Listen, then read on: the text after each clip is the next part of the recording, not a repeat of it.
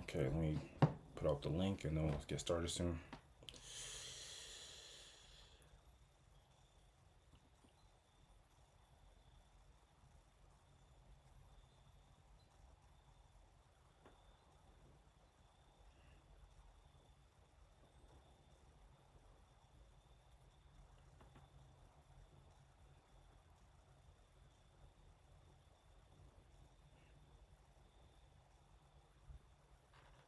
Oops, I forgot.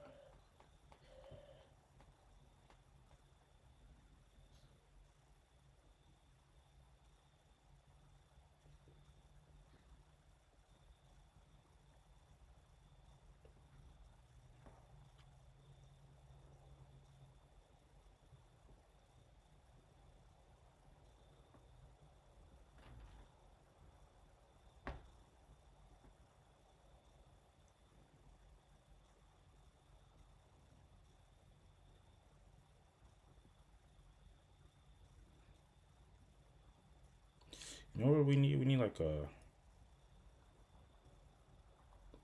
like sometimes people have a thing in their stream like a command like make sure you drop a like. All that professional stuff. Drop a like. Please. Oh yeah, you gotta share, like, and subscribe. You No, gotta start no, saying that. no. We do not. We What do please you do mean? You don't not want people start. to like, Hell no. share, and subscribe? Sometimes you need a reminder. No, no, no, no. Every Once time I I hear hear that, that I remind, always like, share, and are subscribe. you're a sheep, bro. Every time I hear that, I'm like, fuck no. I was gonna do it, but now I'm not. And What's this is wrong from with you? even when it's creators that I rock with and been listening to for a while. I don't want to hear that shit. If I do Yeah, it, it's gonna you be didn't do it, so because they told me apparently to. somebody needed to say it. You weren't gonna do it. No, Someone. I know. There have been times when I have liked the video and I have unliked because I heard that message at the end. I'm not even lying. Even if this is true, which I partially believe it, why wouldn't you want people to like, comment, what is it? Like, I'm share, not. subscribe, comment? I'm not saying they Yeah, shouldn't comment. do Yeah. it, but I don't want to hear you say it. It just seems like begging. Well, so what? You're opposed to asking people things that you want in life? When you're asking them like, please, could you spare a like, subscribe? I Come mean, no, on, you don't dog. gotta say it Wow. like This ain't that. Oliver Look at Twist, bro. I look at don't the even think I've listen. heard it like that. Look What? at the twisting. Nah, nah, nah, We nah, went nah, from nah. asking to I don't begging. know Nah, what nah, you're nah, nah, nah, nah. watching, but It's not. There's not going to be any content creators that say it like that, but it's the implication. It's like I'm already giving you my attention. I'm already watching your video, and then you got to come circling back around. Like, can you please? If it wouldn't be too much trouble, like, I'm gonna do it. If you don't ask, then So what's that's the another cool? way. So But what's the cool way to like, ask? no way. There's no way to ask. But you want it. I don't think you're. You're I don't think lame your as logic fuck is if you correct. ask. You think Miss? You know what? Actually, they probably do. You see how just the Uh, logic don't add up? You want something, but you do think it's R lame to I don't ask? do RDC and them be saying all that the likes? They I just definitely try to think say of make like sure y'all context. subscribe because they Twitch and it's part of their livelihood. Oh my god. Nobody doesn't say it like. Well, I will. Us. We need to be the ones to set the trend. Yeah, we're not gonna set any trend because nobody's gonna share, like, or subscribe. Like, It's not gonna make a difference either way. Like, I think statistically that's not true. I think I think it's been shown that when oh people my do god. ask for a like, people Well, that means more we inclined got to like. lames listening to. Are we streaming right now? We're definitely streaming. And I gave the disclaimer: don't say anything that you don't want people to say. So I'm gonna be very Yeah. clear with things I would like Ignore people to what I do and said. not You're do. definitely not a lame if you're watching right now. Probably not anyone watching, but just in case. Jesus, you guys got your cameras on? I mean, that's the way we do the this shit's so. podcast. All right. Well, can you see mine, or does it show us loading? The show Loading. is loading right now. That shows loading for you guys as well on my end. What happened last time? Uh, Were you having issues? Yeah, my issues have not gone away. I still need a new laptop or a No, new last time. computer. No, last time you were. Oh my god, I'm so stupid. Can I change the title mid thing? I don't think I can. I don't think so. Yeah, I can only do it in post or pre. Anyway, it doesn't matter. You were able to fix it. Go out of the Discord and come back in. Alright. That was a quick reboot. And now I can see yours. You couldn't see it before. No, you can't see mine, right? No. Okay. One more. Where's Jesus? We only do time to troubleshoot.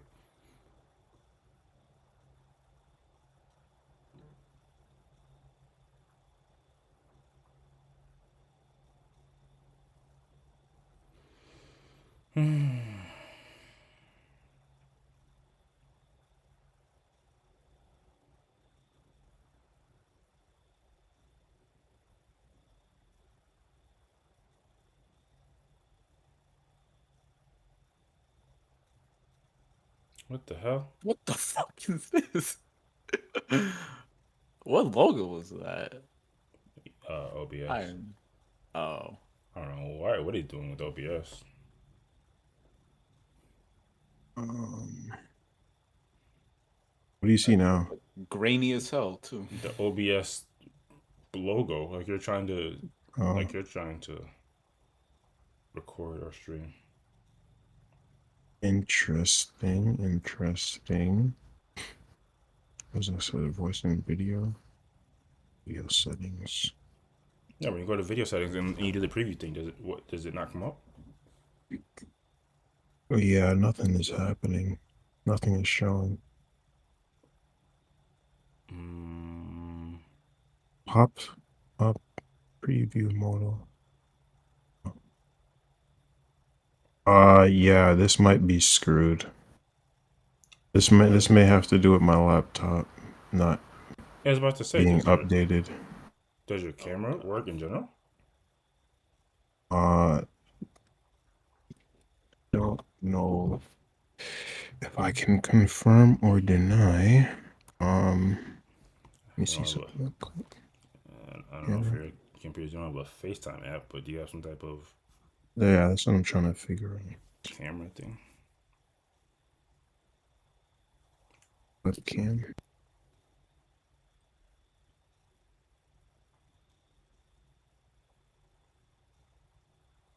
Device manager. Oh,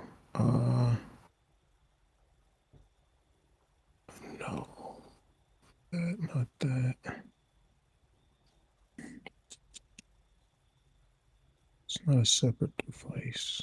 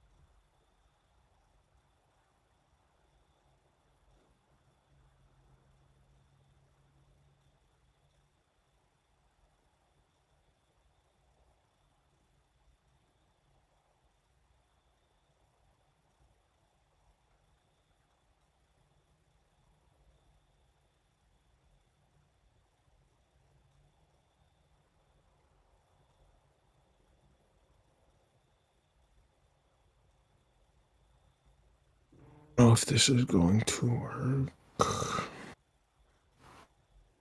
are you trying to do now? Run a test. But the test thing is taking forever to open. It's a camera application? No, it's the Dell computer troubleshooting testing app. I've never opened it before. I'm trying to think. What would you be troubleshooting? The camera, I guess it can run a diagnostic to see if it's working. Fair enough. I assume similar to like a Wi-Fi test. I'm just trying to think. If you were trying to like just turn on your camera, how do you do that? Exactly, I don't know. Outside of apps, I've never done it, I don't think. Open capture device.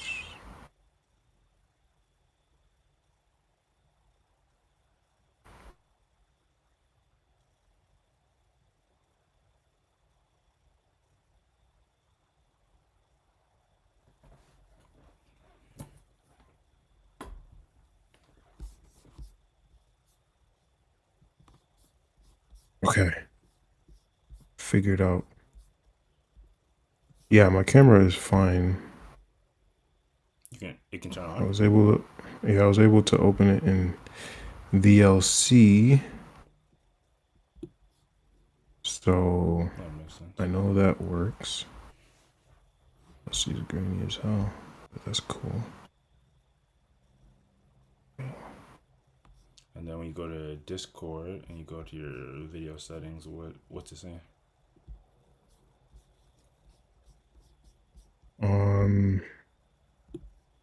Oh, it's just showing a black screen. Hold on. Okay.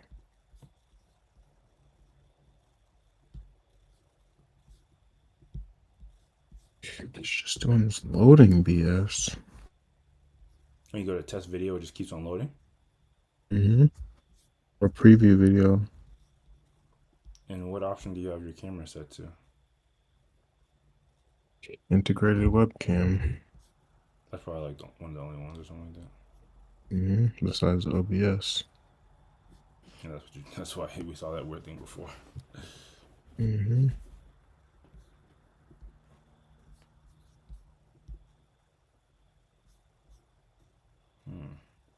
I guess. I still have the camera up in the background in VLC, so that's not the problem. I guess Where reboot is Discord one more time. Right. I can't even ask you to update it because you're gonna complain about that, aren't you? Cannot update it. I'm on the browser, you realize. I can't even open the desktop one. What do you mean you can open it? Because it's going to try to update and it's going to say it doesn't have enough space. Jesus Christ, fam. I guess that's why you were able to come in and out so quickly. Yeah, let me I'll try to open an Opera and see if that changes. Oh yeah, that's what I'm gonna say different browser.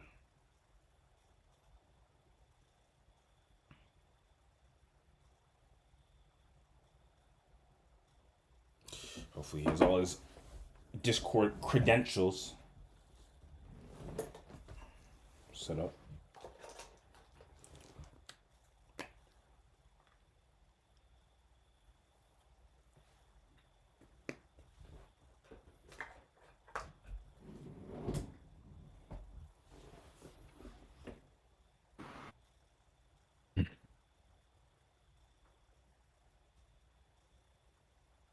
All right, can you see me? Hey, there he is. Am I lagging? Because I remember that was a problem. There's a bit of lag. Okay. Is it bearable? I mean, if the options is like no camera or a little bit of lag, we're definitely going with the latter. What does Opera just suck? What is what other It sucks. what other browsers we got? The other one was Chrome. I have Mozilla as well. You should be I using think. Edge. Edge is like the professional Oh, you standard, think? ain't it? Edge is great. Like I'm not gonna lie and say it's not. I like how integrated it is with Windows. Um, when you're talking, Ace, that there's some type of feedback. It sounds like Feedback, I guess in kind like of feedback. it was It's like Well, I mean, yeah, it's, it's good now. yeah, it's good now. Actually, okay. My laptop fan is making a lot of noise, but Jesus I'm not. Christ! It says you're opening up a browser. Okay, yeah, that's the only thing that's open on the computer right now. You need the water coolant. That's a throwback. All right. You're using the right mic, right? Just to check because the quality Yeah, seems my kind of what do I sound like? uh, it's not like awful, but it sounds a little worse. Low? I mean, lower quality or not loud Just enough or odd. The level is fine, just the quality. mm, I can only do something about the level. Quality, not so much. Just make sure it's plugged in all the way. Honestly, I don't think it's any super worse or better than the normal standard. Um, yeah, I guess this is the best we're gonna get for the time being. I guess you just have to remember that. Um, uh, the camera thing when we're podcasting, and also get some Mm-hmm. goddamn space, which I already understand Some the. space. I already understand the impossibility of that.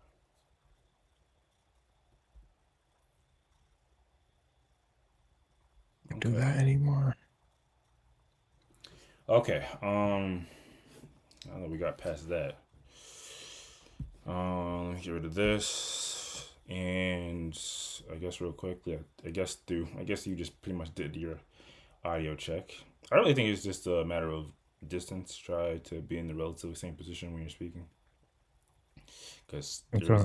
there was a sweet and sour spot. Anyway, what about you, Ghost? How's your audio sounding?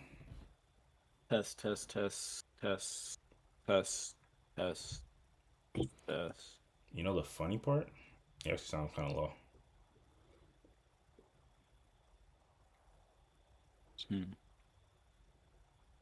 Oh, it's the same setup I've had in the same location I've had for the past year, but I was saying it's the funny part because I usually don't see your mic. Usually it's like this 6 feet away from you. same spot it usually is always in. It's camera angle. I Hmm. suppose I can It's speak louder if it's the necessary. optics. Yeah, that's obviously the solution. Um, and then what about myself? Does the audio sound clear and is it audibly at a decent level, volume wise? Yep. Yep. Okay, good show. Okay. Then with that being said, let's actually get into it first. So we had before we start having further technical issues. No, bring up the thing. Oh, you don't have to bring up anything right now. But I can't aim to on Opera. Let me see. Is there spoke too another? soon. Oh, wait. Never mind. I got it.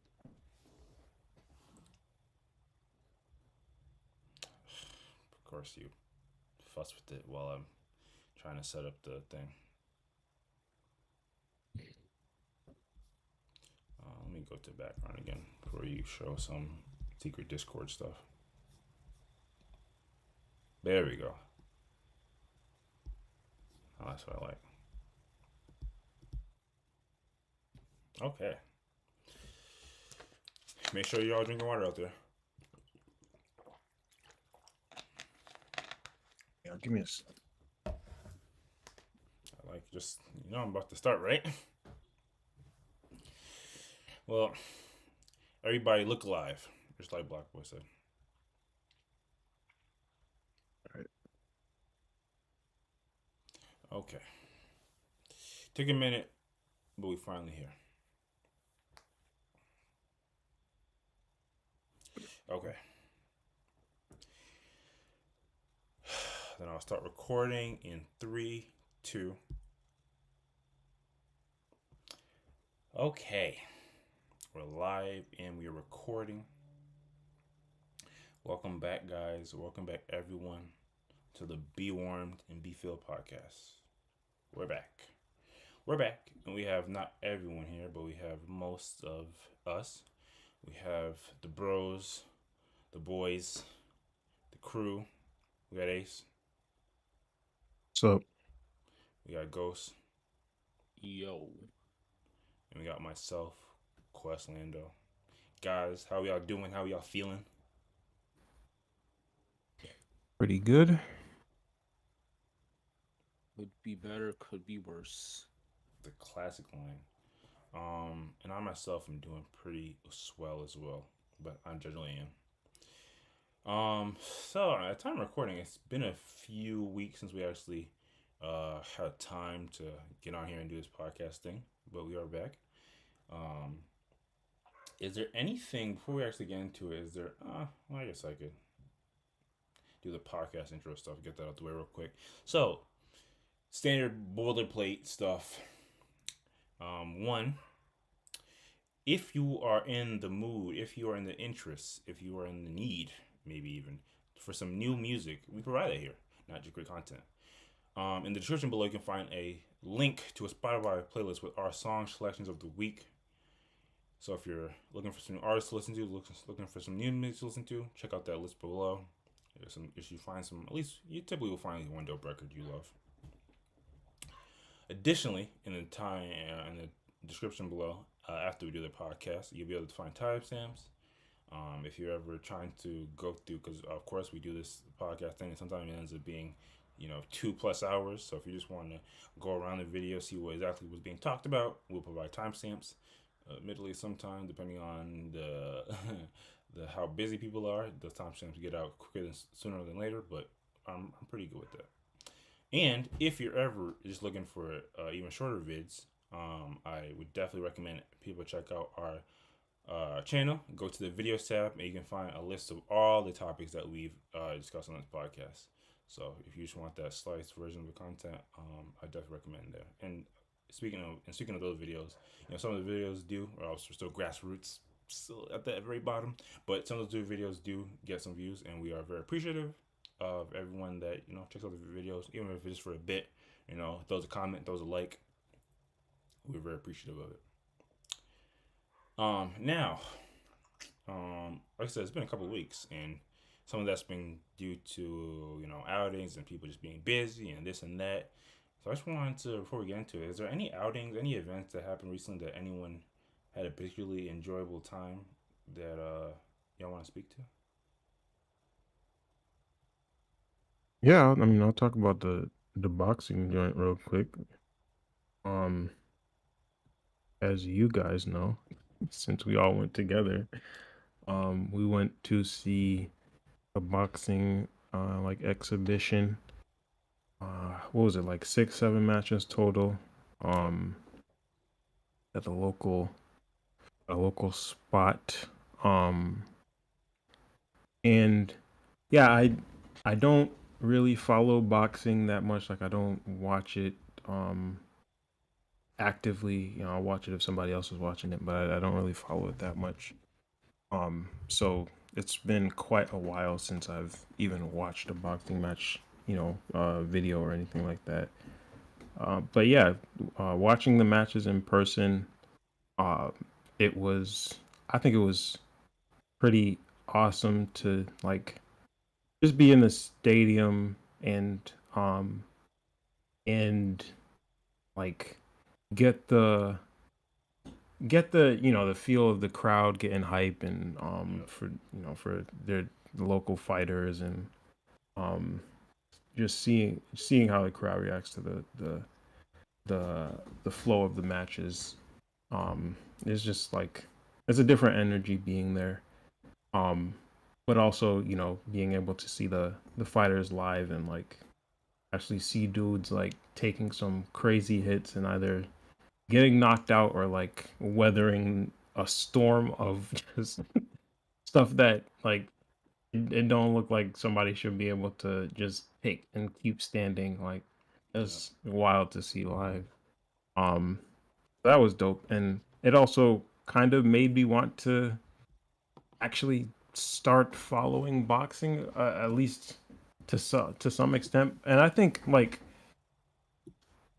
something I've always had trouble with, even when I used to do karate, and something I've always had trouble with is um like being strategic when fighting, or like understanding what other fighters are trying to, thinking about or trying to go for um when they're in a match with an opponent. Um so like going to this exhibition and seeing some of the fights, especially the second to last one, I think it was Carlos Gonzalez versus Duke Micah. Mm. um the way like Carlos Gonzalez was able to be in control the whole match, and even though his opponent was weathering just like knockout punches, punch after punch, he still he still didn't break form over the course of the, I think it ended up being 8 rounds. He didn't break form. He seemed to get more confident as time went on. um and it kind of makes me want to like, I couldn't find the match, go back, to go back and watch again, but just um get a little bit more into like boxing strategy and maybe terminology and things like that, to just try to understand like where somebody like that's head is at, like in terms of what they're trying to do, um how they're trying to approach a given fight, and what things they're trying to avoid, stuff like that. So um but yeah, overall it was a that in and of itself, the boxing in and of itself was great, and then of course hanging out with you guys and some fried chicken after was dope as well. All right. Yeah. No, you're right. You're right. Throwing the ghetto aspect of it. But no, my sentiment is like super on par with yours. I think people in general, I don't think anyone that would say like going to live sporting events is anyway a bad idea unless it gets like kind of crazy. But yeah, that was definitely like the way you described it is pretty on point. Nothing better than going to a live event with your homeboys, your family, your friends, your girl, your date, whatever you're doing, and just feeling the energy. So was set up so that event was set up so good. I almost felt like it was kind of scripted. Not the fights, but like I'm pretty sure on that first fight there was like it was a knockout, and just like I just Mhm. remember like because the first fights there were professional fighters there, but the first fights I'm thinking okay, so they're amateurs, so there's gonna be like guys that are obviously really skilled, but we're not gonna see anything crazy. We get there. We've been chilling and waiting for a bit. The first fight starts, and these fights were ending on the first round knockouts. It was nuts. Um, Yeah, yeah. The first two fights were knockouts in the first round. I think the third one was a knockout in the second round. Like it just The fourth that one was was definitely a crazy. knockout. Like that, I think that was the earliest one. But like Mhm. Oh yeah, yeah, yeah. You're right. these Yeah, dude guys were had his getting. guard up and everything. He got knocked out through his guard. Like, yes, just some of these dudes that they might have just brought a bit up. I don't want to. I don't know. I'm not going to slander. I'm the But wish you go. It's like I was. We were talking about some of these guys seemed like they were off the street, or it was just such a difference in like strength and ability. But these are obviously trained fighters yeah, I mean, still to respect some to them to some because extent. even if they got knocked out, they still put in the time to get in the ring and yep, be yep. there. But yeah, some of it was rough. Yeah, but yeah. Anything else you want to speak to us? I don't want to cut you off. I don't know. That was it. Fair enough. Yeah, that boxing event was dope. It was dope seeing. It was dope going to it with y'all. And also that same weekend, that was a nuts weekend. I went to my first Major League Baseball game. Yankee Stadium's probably the most authentic baseball feeling you could get. Damn. Obviously, I stand on things I say. Baseball is still a bottom five sport of all time. But kind of going back to what I was just saying about live sporting events, like when you're just watching baseball on TV, that's like things you want to watch when you want to fall asleep.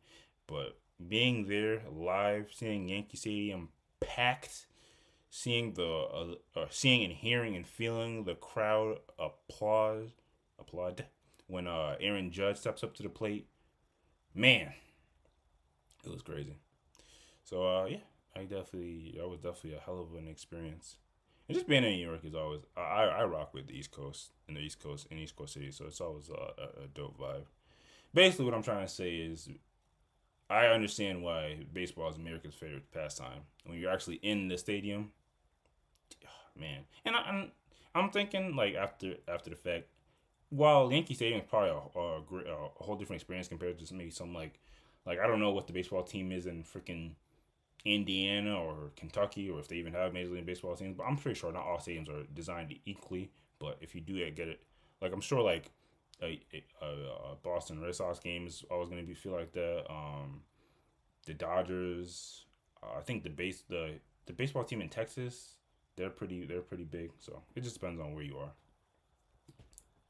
Anyway, yeah, that was real quick since we haven't been in a podcast for a while, since we've been involved with so many things.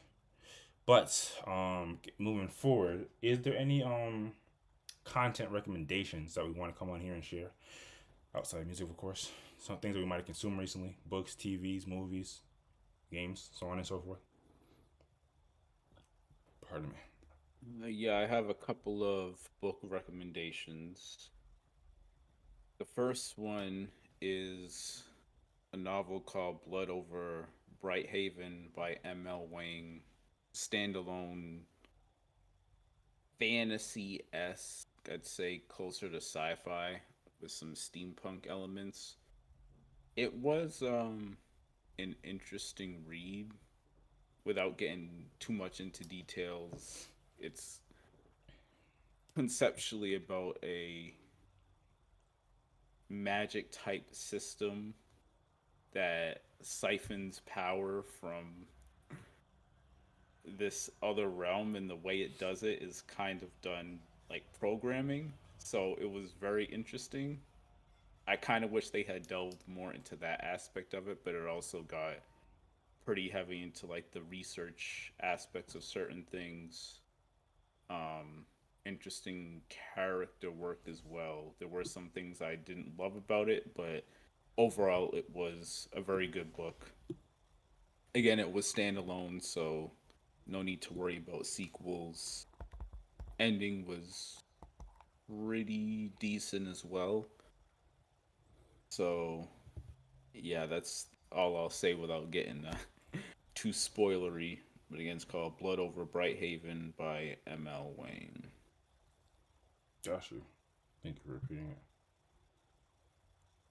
That was the first one. And the second one, I'm not sure if y'all have heard of this. This is actually isn't a book technically. It's a graphic novel slash comic called Mouse. And Yeah. Can't say okay, I yeah, have. I figured, yeah, y'all probably would have, but it's very old, well, not very old, from 1980. It's a comic by Art Spiegelman, and it's essentially a biographical. Wait, how am I? Biographical. Autobiographical. Yeah, biographical account of the author's father's experiences in Nazi Germany as a Jew, and it was extremely good. I don't like historical fiction generally, but for some reason, historical fiction about the Holocaust does resonate with me just because it's like some of the stories and the horrors. It's like so kind of beyond comprehension that Because it's a compelling piece of history. You think of Captain America, you think of Inglorious Bastards. Makes for good content, even though it's a war. yeah. Yeah, I guess that it is true. There's a lot of historical events that have occurred that you could apply some similar framing to that it just doesn't like I don't want to say I don't care about it, but it just doesn't like ring with me the same way, but it's just an interesting way of framing like just humanity in general with some of the stuff and some of the stories that you hear and you read. But again, this comic specifically, again, the art and the styles. I forgot to mention I came across this because it was a YouTube channel, or just a random video I found that talked about another comic that kind of like was groundbreaking in its day for some of the usage of panels and concepts that weren't being employed before that. And in that video, it referenced this comic as kind of being taking inspiration from that original one that's was kind of the source material. So I came across that. I figured I'd read it because again I've never heard of this, and it was extremely good. It gave me a Nice. lot to think about, but again, it's called Mouse by Art Spiegelman. Nice. That's a good rec. I've never read it, and I wasn't planning to because I mean I knew it was set in Nazi Germany. I wasn't sure if it was completely metaphorical or what, but either way, um, it wasn't necessarily something that grabbed my attention. But based off the rec, I'll definitely add it to my list.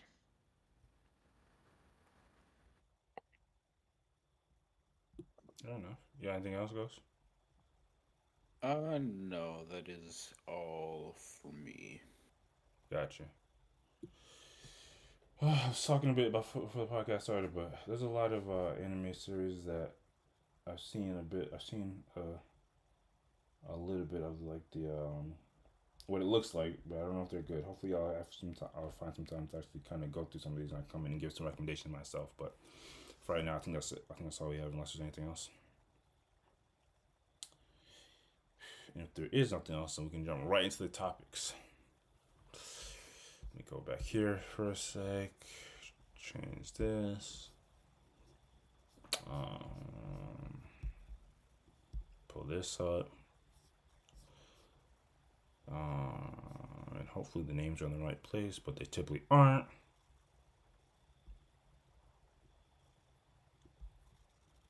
Nope, they change it every single time. It's so crazy.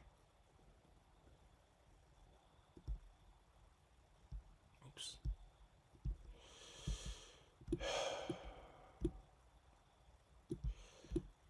Every single time. Okay. Can that be blown up a bit, Ace? Or zoomed in a bit? It says blown up as well. I guess I can zoom into this part. Yes, that's the main part. Well, I guess zoom out a bit so we can see what the context of the. Okay, so we usually come on here, just talk about topics, stories that come across our timelines, our desks, and come on here and have deep conversations that a lot of people don't usually have. But after going through the comments of some of our videos, and apologies, I don't respond to all the comments right away, or we don't respond to all the comments right away. I don't, we're all busy here. We all got a full-time jobs, so sometimes I was don't always get the comments. Just and you can see by this one, this is literally 2 weeks ago. But anyway, so not too long ago, we did a topic. This was during the time of the either the height or just a little bit of afterwards of the Kendrick and Drake battle. we did a topic on Lupe Fiasco's thoughts on Kendrick and the battle, and some of these things. Lupe was essentially saying he doesn't put Kendrick in the top 10. We all enjoy hip hop on here. Whenever an interesting hip hop conversation comes across the topic list, we're gonna go over it. So we did that, edited the video, put it out. That video actually got a decent amount of views and a decent amount of discussion surrounding it, which that was one of those ones I didn't even expect it, but it did. But outside of the actual content of the video, somebody left an interesting comment on the video. We gotta give them a little credit. Salute to Ty Green Goblin.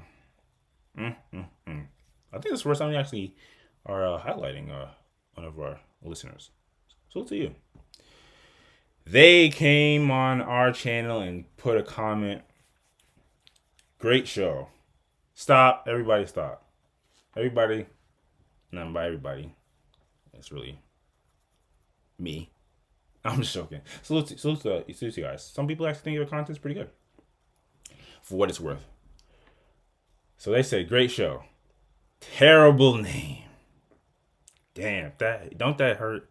Stings your soul a bit when you've been using the title of a show to come on here and give your thoughts and opinions on all these topics. Let me actually get through it all. He said, great show. Terrible name. Don't want to be warmed and filled by a bunch of dudes on the internet. Something to consider. Well, Ty Green Goblin, I got a lot of ways I want to respond to this. We absolutely positively have considered it, which is why it's so much so that this isn't the first time. I believe Ace, you may mention that people are wondering, hey, why is your show named that? That's kind of suspect. In conversation with people I've had when I'm talking about the podcast, they've asked me about the name, and they're asking, "Oh, that's interesting. That's unique. Why'd you name it that?" And first of all, before I even get to it, the name is not in any way like something super obscure that we thought of that comes from our literal brains. I'll share a bit of the history. I'll try not to take too long. I don't want this video because I'm gonna make a video. I don't want this to be a super long video. I'm gonna give you the TLDR. So we've been doing this for a good amount of time, and we've had different variations of it. When we started off, we were just doing effectively like draft mock podcasts, just to see what the product would sound like of us, having conversations. And obviously at a certain point in time, we didn't even have a title. We're basically doing like what Joe Budden did back in the day when he was calling his podcast. We'll name this podcast later. We weren't too hyper focused on the title. We just kind of see if the content could be enjoyable.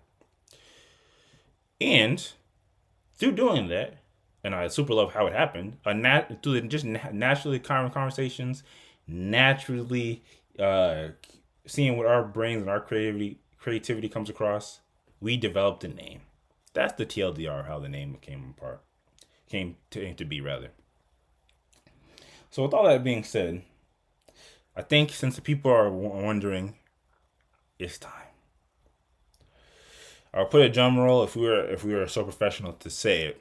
If we were professional to have sound effects. But maybe I didn't post. But for all those who are wondering how we got the name, Be Warmed and Be Filled, the answer that we are giving tonight is no, I'm not giving it.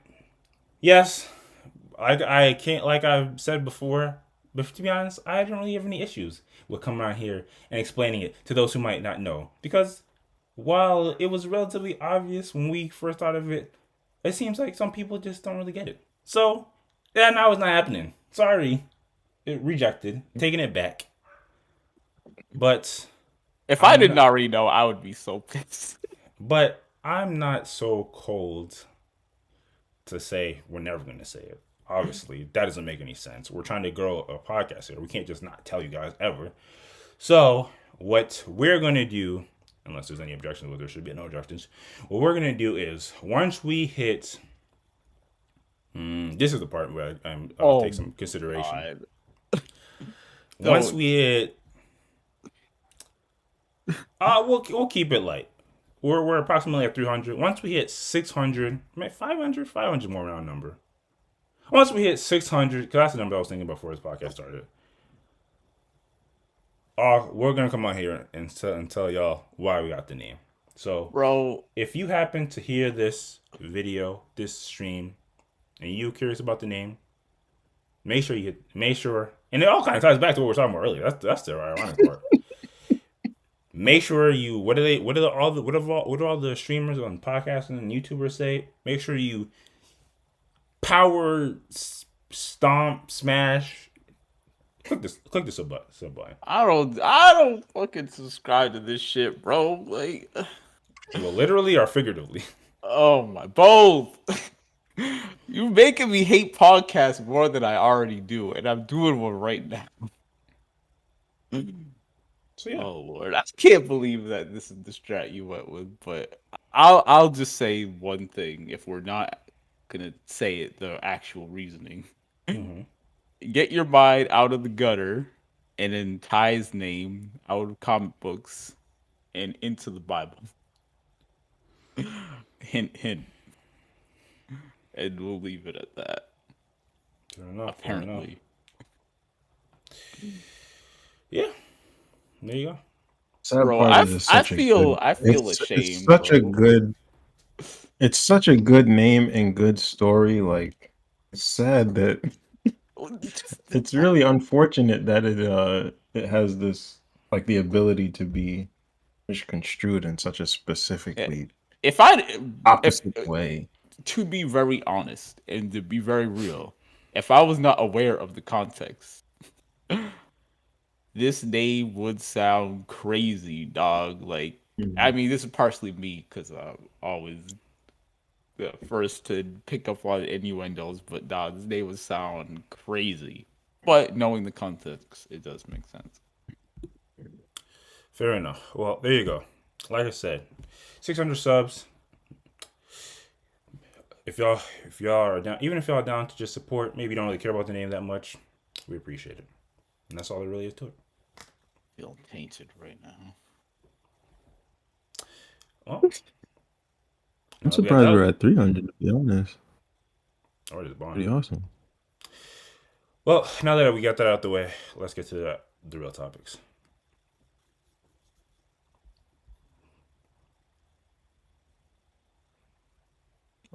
Volume warning. Okay, so first, this isn't really even a topic.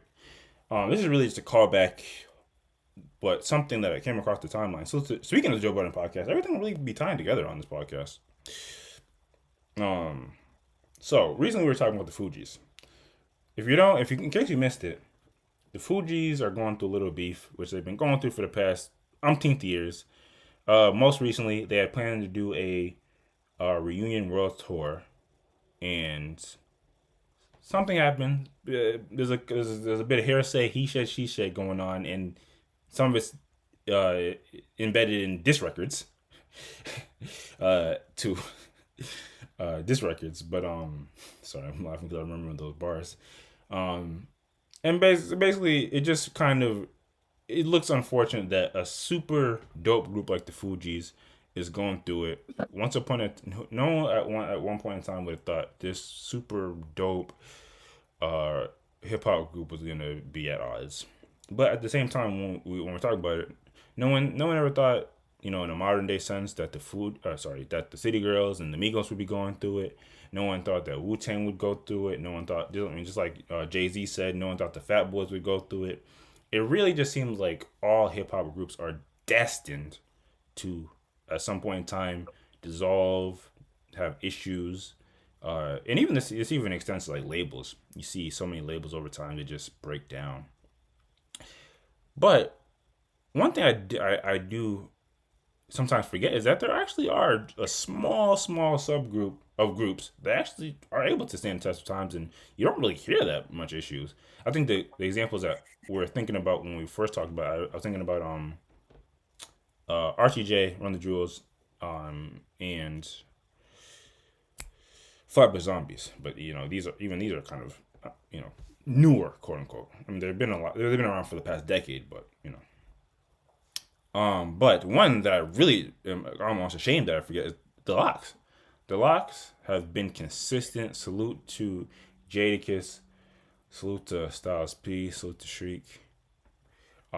They've just been consistently dope, and it's crazy. I forget about them. And as far as like a group that's been able to stay together, um, when um, when they have arguably one of the best verses of all times. Um, but and this clip came across the timeline and reminds me of that, and they kind of gave some insight on how they're able to do it. So let's listen to it.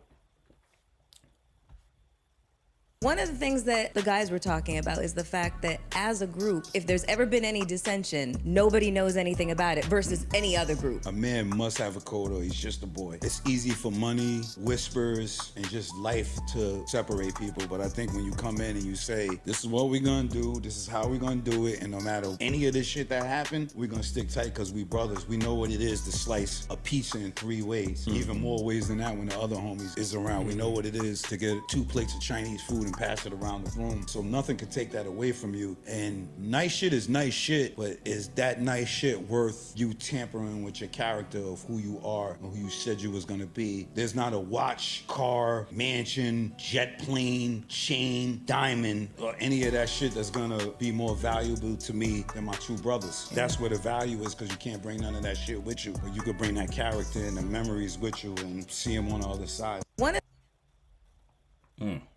Who's the sauce be? So yeah, I mean, he basically broke it down, and admittedly, some of this does sound like boilerplate. Like, if you do say you're going to be in a group and you do say you're going to stick to it, you're not going to let certain things come in between you, especially not money, which is a lot of times the big reason why groups tend to have a bit of contention or differences in ideals regarding money. Ironically, thinking about Joe Budden podcast, you think about like Slaughterhouse and how that had some issues, even though they were a super dope. They were a super group. But yeah, again, this is not much of a topic. I guess the only thing that does come across my mind is, I think in hearing this, like I said, it makes a lot of sense why they've been able to, since they do hold to that standard and the ideal that he expressed. It makes sense why they've been able to have that consistency over time. They've been able to stick through everything, and it just seems kind of inherently like that's what you're supposed to do. So I guess one thing I guess he could potentially ask: do y'all think what he's describing is a standard that's kind of hard to adhere to? For you think it would be hard for most people to adhere to, or do you think that comes easy to somebody like yourself? Or I guess like, yeah, he basically broke it down, but why do you think groups still go the other way when it comes to like these type of matters, if that makes sense? What do you think, Ace? That's a great question, actually. I mean, I can only understand, like, he brought up, money and stuff not coming between people, like not allowing that to come between him and his people. So I can't really understand. Well, that aspect of it is harder for me, but to understand, since like it's hard to imagine a scenario in which money would be the problem, and I feel like a lot of the times it's something else. Like it's not simply like there's an opportunity for monetary gain, and that's what is driving people apart. If I feel like, Not to cut you off, my apologies. And I think I'll instantly agree with you. Like, I think we getting paid for a job. You probably wouldn't imagine yourself coming in and be like, hey, I'm gonna take more money for whatever reason. But what if you had one of your partners that or associates that did say, "Hey, for whatever reason, I want to take more of a cut." Do you think you could still hold loyalty to that? Uh, oh, wait. You're saying if so, you and another person are going into some type of deal, and the other person wants a bigger cut than you. Yeah, that's I guess that's just like an example of like when money could come between people. Oh yeah. No, that is a good example. Um, that is a good example, and yeah, I mean, I guess like if you're considering you know people and like knowing people for a long time, there are going to be like it can get to the point where like there's certain things about um character or whatever that may even though you've been you've known this person for a long time, it's things that because you've known them for a long time, the those negative whatever attributes or qualities can become like amplified in your mind. So if there does arise a situation where it's like a monetary thing can yeah or yeah, monetary situation like you just brought up, or any type of opportunity comes in for like maybe jealousy or envy or anything like that, those negative qualities or whatever that you you like become more evident and that could potentially allow to stick in your mind or fester. Those are the things that um I feel like you could kind of draw on as fuel for um do whatever thing that might result in in the the group dynamic or whatever breaking up. So Mm-hmm. um And how do you avoid it? that's uh I mean, it's a good question, but it probably comes more down to um the character of the people the than any type of like uh any type of thing somebody can say that you should do um in order to avoid breaking up, or allowing these things to come between you, because just like you said, the stuff that Styles P just mentioned, it's not necessarily like groundbreaking Mm-hmm. revelations about how people should stay together, or the the things that people should weigh in their mind as more important um than any type of monetary gain or anything like that. But still, even though a multitude of people know this stuff, they still allow it to happen. So I would chalk it up more to like just somebody actually being able to, or having the character that um kind of inherently, a lot, maybe not inherently, but um that allows them to be more intentional about following through with these ideals, even when the opportunities come up for them um to again like split like all of the other groups we've seen and Dang, that wait. you So mentioned. are you saying some people got it and some people don't? No, I mean not necessarily they have it, but they are definitely more intentional about it. Like they have to be, because if they weren't, like if someone like a Styles P wasn't, then certainly his, the group that he's a part of would have gone the same way. So there has to be some if it's not just a character thing, it's just inherent, like, oh, I'm just not going to let that happen. Then it's an intentional thing where he's constantly, like, it's constantly something that he um has in his mind, especially when things could go south, Okay, like he I was see what you're saying. saying. So If really, sorry, go ahead.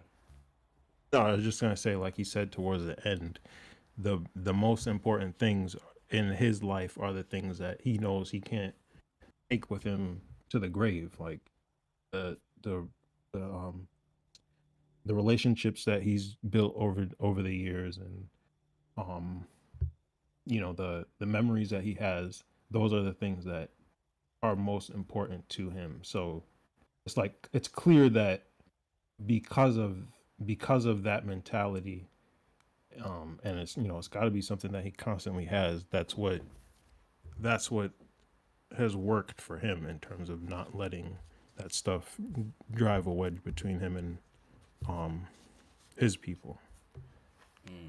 Gotcha. So you would say it has a lot to do with being very intentional about what you're gonna let lead you, and what you're gonna let Yeah. not come to your destruction, and and just having that understanding of like what should be significant in your life, not necessarily things that you can't take with you, quote unquote, but some of these more intimate things and feelings and memories. Mm-hmm. Exactly. That makes a lot of sense. Um, what about yourself, Ghost? What do you think? Do you think these things should, or not should, but I guess first of all, do these things come like natural to you, so to speak, and why do you why do you think if it can be expressed and laid out like this, why do you think groups still come apart? Um, I think for me personally, like if I'm imagining myself in a scenario where I was dealing with, like, I'll use y'all for example, in the sense for like extended amount of years working on in a group for music or whatever. I mean, I know y'all and I know myself and I know that certain aspects of what drives a lot of groups apart, like the money thing or taking credit, or there's certain things that like I know that I wouldn't care. Like there would never be a scenario where, oh, someone's trying to take 50% and leave the other two people with 25, or I wouldn't do that, and I know y'all wouldn't do that. But for one, it's I think it's not just that easy to just say, oh, just don't be selfish, or just don't uh don't take more, because humans are like kind of just wired to kind of be selfish by nature. And Yep. at first it's easy to go into it and say, Self preservation. if we get big, then there's never going to be any doubt or question in our minds about, like, we're always going to split everything equally and it's always going to be the group first, blah blah blah. But in the moment when it comes to certain things, like one of the members might feel like, oh, they're not getting the respect that they should, or oh, they're putting in more effort, so they should get a little more of a split. There's a lot of little things that could just kind of compound, which is really how I think it goes for the most part. Or you might have created And differences. Somebody might want to start off every single thing we do with make sure you like it, make sure you like the video, and somebody might not. yeah, yeah, you're right, you're right. Well, I mean, Sorry. there's just certain traits and characteristics that different people have, and you have to have the right mesh of those traits in order to have a long lasting relationship in a group. Where again, because like again, I know y'all, and I know that if we were in a situation like this, we would never have some of the problems that arose for like the Fugees, for example. Like I just know that because I know y'all.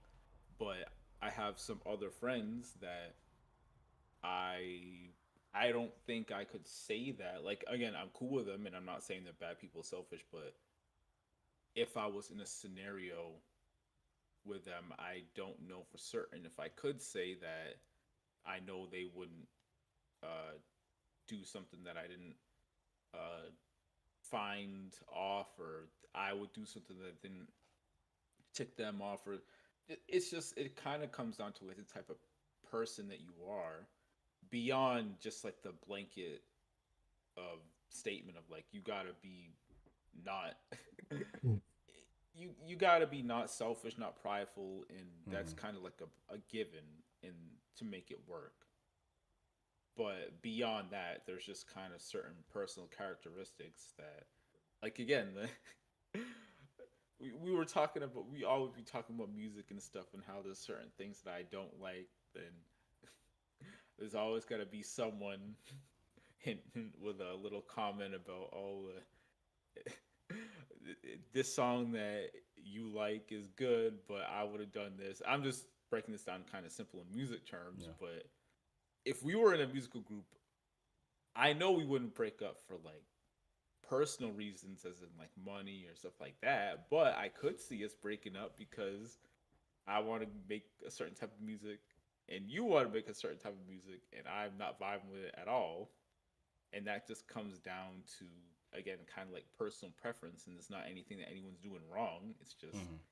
how you approach it and how you think about it.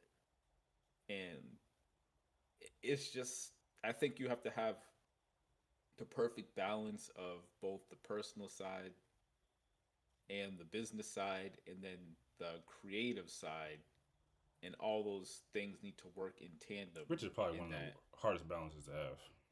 yeah, because I mean it's like in for a year sure, but 20 years down the line, if I want to go in a different direction with the music that we're making, but you want to go in a completely opposite direction, then what now? Yeah. There's plenty of groups that will break apart because one of the members wants to do some type of experimental electronic music, one of the members wants to do folk, and it's like it's just there's nothing wrong with either choice. It's just it is what it is.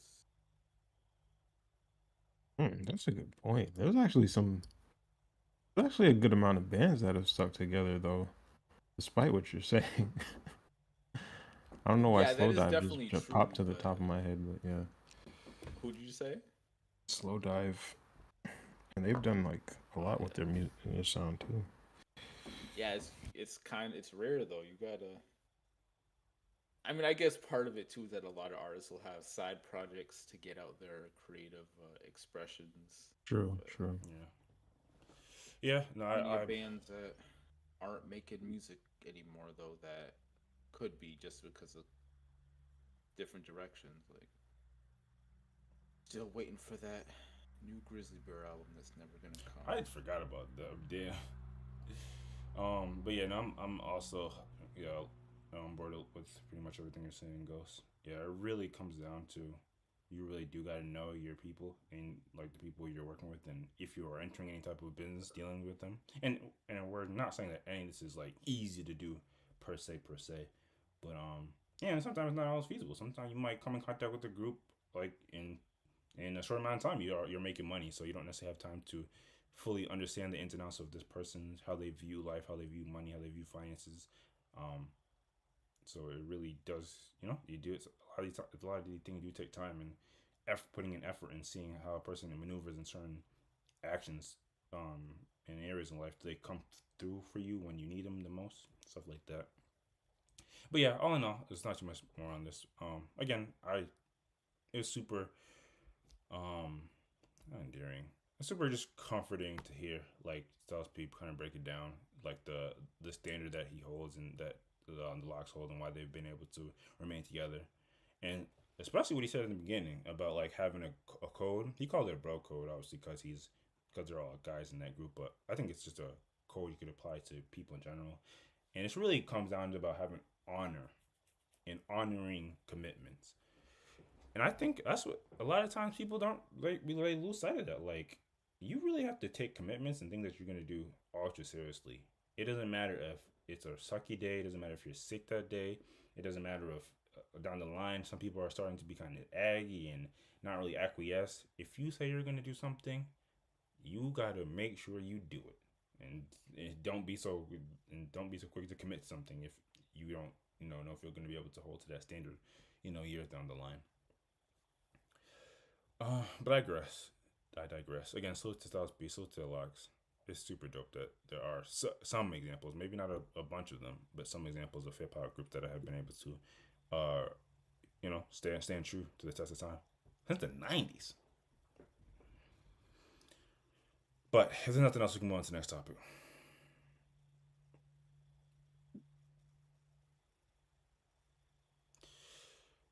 No, get this out of here. That wasn't even the second thing, I don't think.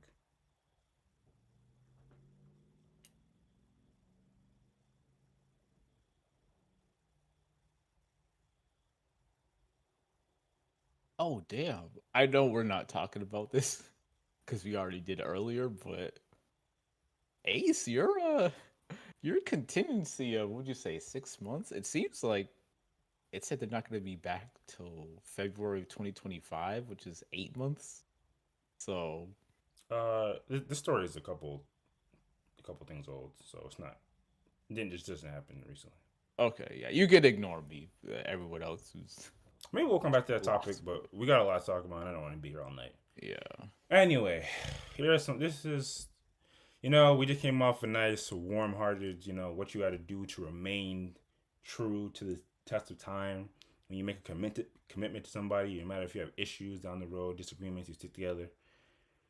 So I guess you could call us more lighthearted. I kind of put this in the category of some sitcom shit. Some you'll see an episode of Martin or Girlfriends, or it's just some thing that it could happen in IRL, but more than likely people in real life don't particularly have the problems or care. So much so, this feels like it's a skit or not real. And I think one day in the future, sorry to go off the tangent, there's gonna be like how on Twitter they have community notes. Like all videos are gonna come with like, this is made for entertainment purposes. Like I just feel like they're gonna make that a thing. That's what this kind of feels like. But it's that classic example, and I guess I'll read the caption, even though it kind of, this person is giving their views on it, so maybe I don't want to load things on, but salute to not your, or at not underscore your underscore usual. This is my stance. One of my exes tried this with me. Well, how this worked. We already know how the story ended. I told him he was welcome to replace every Tiffany piece I own, which are my day-to-day. However, when I made the pile of all the things he owned that were gifted by their exes, including exclusive sneakers, they changed their mind. I wear it because I like it. If you don't like it, replace it. Please and thanks. So they shared a TikTok video, and in the TikTok video it says, should you be able to keep gifts from your ex? Which is effectively the topic. Play the tape. What's there to understand? The nigga been out your life the last 10 years and you still holding on to something he got you 10 years ago. It's not that deep. The thing that's pissing me, it's a necklace. The thing that's pissing me off is it's not clicking for you. If you don't like it, then replace it because I like it, so I'm keeping it until I get something else. For me, is you stuck on stupid and keeping something this man got you. Get out of your feelings. Don't worry about it. We getting rid of it. I don't care what you say. Who getting rid of it? We are. You've lost your ever loving mind. At this point, you know what? We need to talk to somebody else because whatever it is, it's not clicking for you. And the fact that you stuck in this mindset, stuck on stupid. We can ask somebody else. If you want, we can make a couple. Say less. Ask another couple. Okay. What's there to understand? The nigga Well, at least they're open to getting other people's perspectives. I'm sorry. I need to get in the podcast. This is what podcasts do. They talk about stuff that's sometimes corny, sometimes it's topical, sometimes, Anyway, so basically that's it. What do we think? What do you think, Ghost? What are your final conclusive thoughts on the topic of people keeping things from previous relationships? Should they not do it? Should they do it? Should it be should the stance be if you want them to get rid of it, you're gonna replace it? And I guess this obviously is probably a dynamic that is more of a male to or female related thing. So let's try to be extremely open minded. My first question is, I mean, besides what it is, why do you want to keep it? If it's literally just because you like it. Well, in the words of that sister, what's not clicking? Because I like it. Yeah, I mean, it's something I don't like that tone necessarily, but Yo. I mean, I do Word understand. What is Bart? Now, because it was on my mind too. I'm sorry. We usually like to have structure, brothers. Ooh, it's where that like toxicity is spilling out of you, brothers. If you got a woman that's talking to you like this, sorry. Continue, guys. Yeah, the tone wasn't the best, but to be fair to her, he was kind of he wasn't being super respectful either. But that's kind of beside the point. So if it's literally just because you like it, I do understand that stance and that you're not with the person anymore. Theoretically, it shouldn't hold sentimental value, and it's should have like the same meaning as if like your mother had gifted it to you. Theoretically. Now, if this is an engagement ring that the brother gave to her and or engagement necklace and she Engagement necklace is keeping it because she liked it even though they didn't end up getting engaged. I'm spinning some scenario, like I'm just talking, but if you try to give a woman an engagement necklace, they're gonna laugh you at the park, fam. again, just a scenario. But yeah, it's speaking for myself personally. If it was like literally just clothing and whatever, and I wouldn't have a problem with most things, I will say. Like if it's a phone, like they got you for phone, I'm not gonna have a problem with that. For me, it really comes down to, does this have sentimental meaning to you? And if so, that's where the problem would come in. Which is why for jewelry, I think I would have a problem because I'm looking at it as jewelry is like, it doesn't have any function besides just fashion or whatever. It's almost purely like sentimental. That is a function, especially for when you talking about aesthetic things, which yeah, I'm focus on. I get it, but I'm saying like as opposed to like a gift, like oh you got me a laptop or something that I could use, or you got me some cooking, so like that stuff that you could use on an everyday basis. But jewelry is like kind of rare in that it's like almost exclusively you get it for someone for a sentimental reason, and it doesn't have to be a engagement necklace or whatever I was saying earlier, but it usually means something. And if you were keeping that, I don't know. Again, it does depend, but I'm of the mind that in general, I'm okay with keeping it if it's not like if it's not jewelry. I guess just it's kind of a weird distinction, but that's just in my mind. Like the way I'm looking at it is, it's different than just regular clothing or something like that. So your big thing is the sentimental value of it. Is there like a threshold? Like in theory, we have sentimental value for all of our possessions. Like I mean, yeah, but there is a threshold, and it's kind of, this is all arbitrary. But in my mind, I'm thinking, okay, well, this dude got this for you. He was thinking, or it was to express the message, you mean a lot to me. I'm giving you this necklace, and I want you to display it as a symbol of how much you mean to That's the me. assumption. Some guys get jewelry for women just because that's the perception of what women like.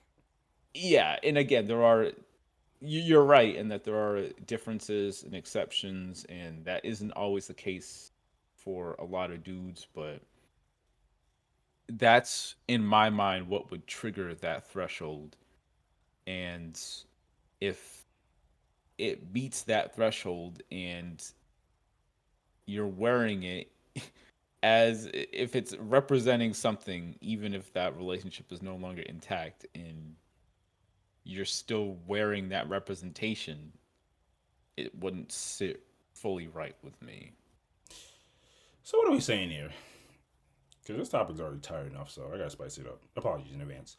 So what are you saying here? What does this look like? So you're saying that all the jewelry that a woman ever got from guys and they're no longer together, they gotta give it back? Or do they gotta get rid of it? They gotta throw it away? Or you're gonna That is replace also, it? yeah, I guess Like that is another question. what is your hot take here? What are you saying here, sir? Uh, okay, I'll say this, which is kind of a cheap answer. You don't gotta throw it away. Depending on the price, I might go the replacement route. Okay. I think that's probably option A. Option B is, which is cheap as fuck. You can keep it, but just don't wear it. Jesus Christ. Well, I asked for the hot See, take. this is the foolishness you got me contemplating. Hey man, you said it. Man, all right. Okay, you can keep it, but don't wear it. Just. Which is again, it's kind of a bullshit answer, but I'm sure that conversation is gonna go swimmingly. It's not gonna end up with her saying what's not clicking. yeah, again, that I having arguments is one thing. That tone, bro, I wasn't rocking with that. I'm just saying. That conversation would have went from, hey, you can't, why do you have this thing from your significant other, to, hey, you're not my significant other anymore. But I don't know about all that. But okay, yeah. Before I pick apart what you're saying any further, what about you, Ace? What's your thoughts on this age-old conversation? If you have a significant other and they have something from old significant other, what's your stance on the matter?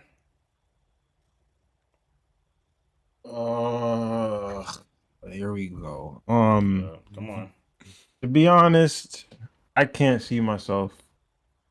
I can't see myself saying you got to get rid of anything. Like, I think I would be fine with them keeping anything and wearing anything, whether it's jewelry, something practical.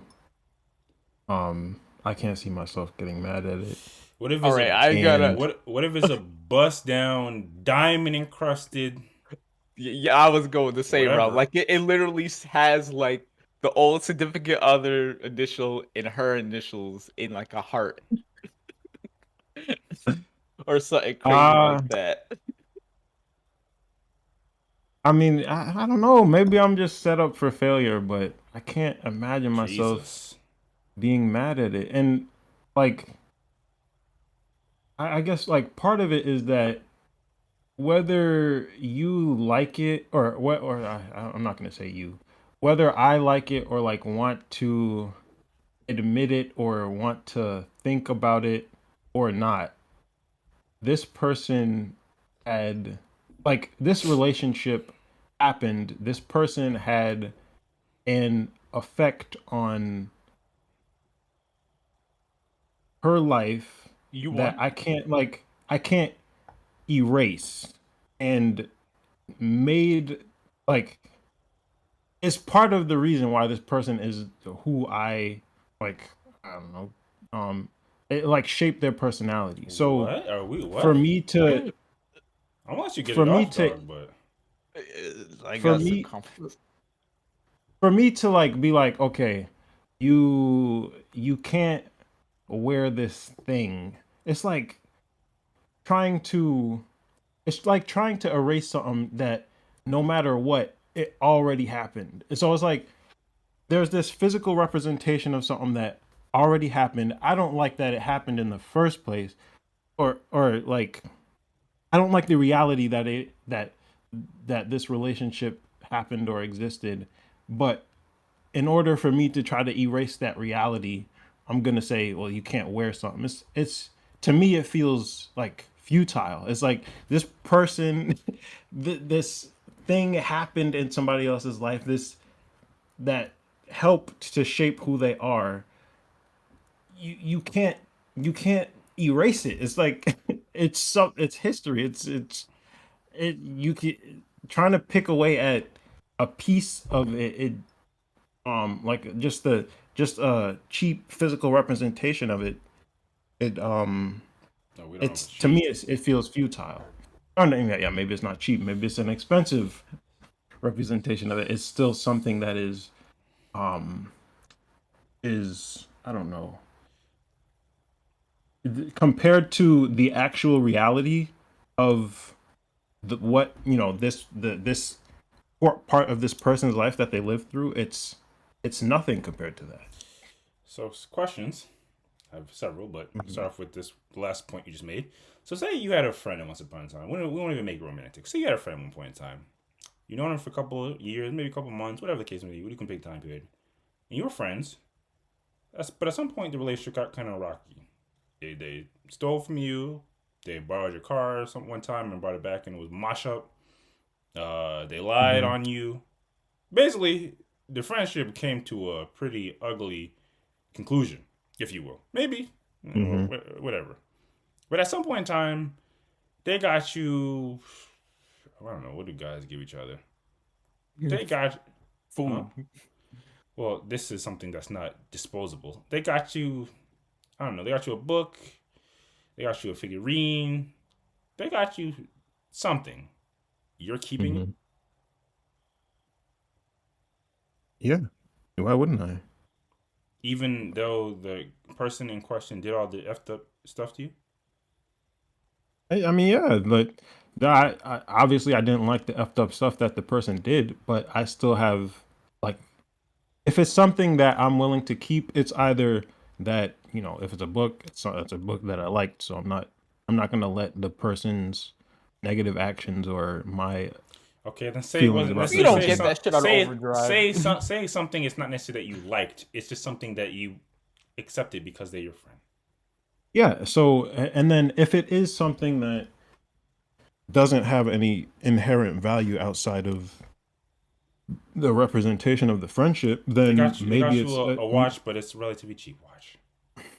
yeah, and then maybe it's something where I can like not necessarily look past what the person did, but like remember the positive aspects of the friendship and still see that watch as as a representation of the good part of when we were friends. But it's a cheap watch. It's not even a good representation. It's Dog, I don't saying think the we friendship picking we wasn't that buying what you good. It was selling. decent. We already talked about my ideas about gifts. Like I don't need something to be super expensive for me to appreciate the gift. Like Well, I'm only even going this that deep gift into in the its aspect specifics of of the gift because you trying to. I'm trying to. Ghost brought it up. So yeah, We're yeah. trying to bring something that doesn't have any inherent value to you, but you're saying you would keep it so you can remember the good of somebody that did wrong to you. I'm saying you're asking what is the scenario? Do I keep it or not? If I I'm asking keep you, it, would I'm you keep saying it? why I would keep it. If I threw it away, then I threw it away. Like Well, what I'm is the asking you. scenario you're Well, I'm presenting? telling you the scenario. Okay. You're saying you would you may seem like you would always keep it. I'm trying to understand a world in which you would not keep it. Oh, okay. And Yeah, the basic scenario is I thought I already achieved that threshold when I said they literally stabbed you in the back essentially. yeah, okay. Yeah, then there is a possibility I'm going to throw something away. Like I'm not going to keep everything that I was given, especially if I have reason to like if I especially if I have a reason to dislike the person that gave it to Okay, me. Like fair. Hold yeah, that that's thought. Okay, possible. we're good. Hold that thought. So you believe this for yourself, but if we transfer it over to your significant other, and we presume that they had a bad situation, which is why they're no longer together, you are okay with them keeping the thing. even though you don't even believe that for yourself. Kind of spit I, right now. I just told you I can You gotta say see you just told me. in a You went down reality. the logic. You I didn't just can tell see me. a reality of where I would keep it versus where I wouldn't. Yes, there's a possibility that if the person wronged me and all this stuff that you just said, yes, there's a possibility I'll throw the thing away. But there is also a possibility if I've known this person 20 plus years or something, or even it doesn't even, maybe the length of the friendship doesn't really matter, but the the depth or the quality of that friendship and the I don't know, the positive aspects of it, if if I can look at this object or see this object and see it as part of the representation of the good part of that friendship, like if it doesn't disgust me every time I look at it, then I may keep it. And I would not fault somebody else, like a significant other, who looks at something the same way. Would you, with that in mind, you wouldn't equate them looking back somewhat fondly on the relationship as any type of, I don't want to say regret, but Mm-hmm. amenability to potentially return to that relation? That's in my mind, Hey, that's hey, why I have the issue, because if they're keeping it, to me, or I don't want to say that, but if I get the impression that they're keeping it because they miss the relationship in any way, shape, or form, Or even if they're that looking doesn't back on the sit good well with times of it, like you're me. describing. Yeah, that's where my yeah, logic is I out of can the gate. understand why somebody would be trepidatious with my logic because of that, but um but I still have a hard time being the person where it's like that is so, I don't know, Well, like but before we even get to, afraid, that is so afraid of the so afraid that the sincere, like the person that I'm, this significant other, like I'm afraid that the them keeping this object or them remembering the positive aspects of their previous relationship, or even what, maybe it was a marriage, maybe the person had kids, like there's stuff, like there's again, like the the significance of that person's history with this other person is is is something that I can't, like um I can't erase or well, we're not get talking rid about of, or erasing, or 'cause we're not trying to erase history. Well, no one's here doing that. But just to kind of get to the key aspects of it, do you think it's a productive? Because you're talking about fair. Do you think it's a productive concept to a relationship for a person to have something that they can constantly go back and look and think of the positive elements of their previous relationship? You think that's productive for a current relationship?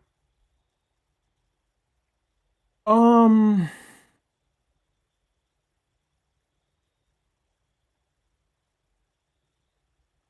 hmm, productive.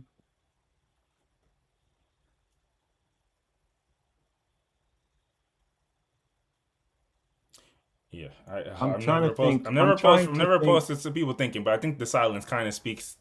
We don't I'm need trying to a bunch I'm of dead trying to radio think silence. of if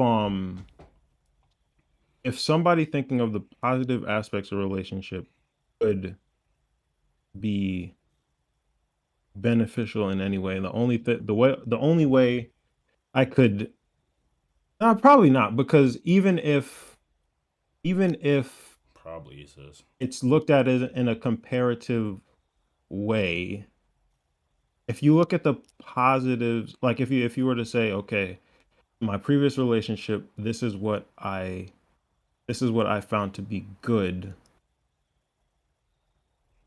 we still know that the net result was the relationship ended. What if So he broke up with her? Well, that's because she was doing some Not so great stuff. We don't have to immediately jump to the Hey man, for guys breaking up with a worst woman, case that's a scenario. big red flag. But that's another conversation. Yeah. Yeah, I don't know. Like I guess my my my thought process is not necessarily what this whether this is a good thing for the current relationship or not. It's more so just looking at the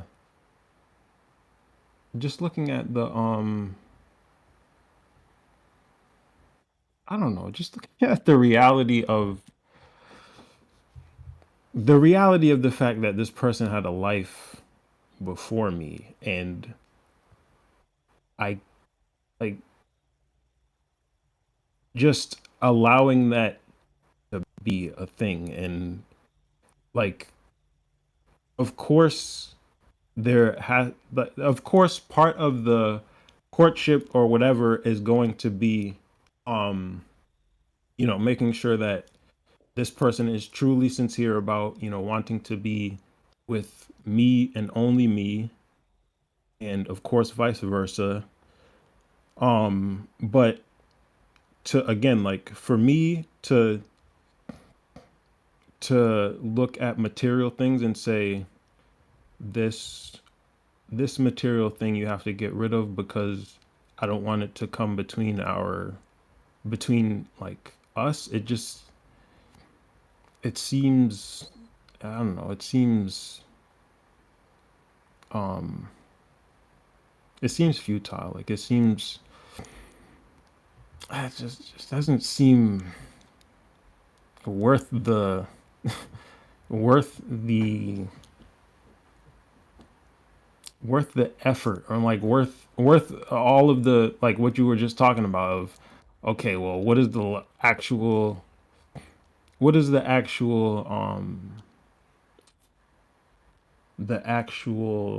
like way you're going to go about choosing what object is past a certain threshold of your what do you call it, like your acceptability, and then what to do about higher cost objects versus not. It's like, to me, it's like, it's not that the effort is what deters me per se, but it's just like, I can't see myself being so concerned about something like this. Like, I just can't see it. I'm glad you said that last part, because I don't want to come on here and be reducing anybody's points, but it kind of does seem like the TLDR is you just don't want to deal with it. But I won't reduce your view to that level.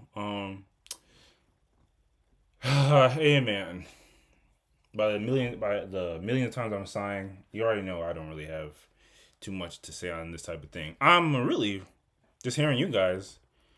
I don't know if my view is the real view, the toxic view, the safe view for a happy, long, successful relationship. I don't know. Maybe it'd be interesting to know what Wes thinks about this. Ultimately speaking, pardon me. Not ultimately speaking, because again, I'm about to say some BS. You want to know how it really goes in the real world, or how it really should go in the, not should, I don't know like you should, but how, for better for worse, is gonna go. Men, we should operate on a don't ask, don't think about mentality. Like, how do we even get into a situation in which we're identifying how you obtain these items? That's really the important. Yes, you could play it safe and just assume that their dad and their mom gave them all their possessions, or they bought it, or you could just instantly assume that everything they own from their drawers, a guy got it for them. Like, it's not gonna help you either way. So don't ask, don't think about it. And for women, all the sisters out there, don't tell. don't like a guy that you're currently with should never. You should never be saying, yeah, my one ex got me this watch, and one got me this bracelet, and one got me this necklace, and the other got me my whip. Like nobody's. What? How does that help me? Exactly. Yes. Yes. If she's bringing it up and mentioning the X specifically, that's more of an issue than keeping it. I would say. Exactly. Unless And it's like the whole initials thing, but yeah. And I always tell women. I don't know how many women actually adhere to this advice, but you like if you really want to not impress a guy, but you really want to find when you find that guy that you truly love and admire, respect, and you can see that long lasting relationship. Basically you gotta act like you've never been with anybody before. If you got kids, that's really hard. If you've been married, it's hard. But basically, come like you never known anybody. You're just been new, and until you bump into this guy. Oh, you.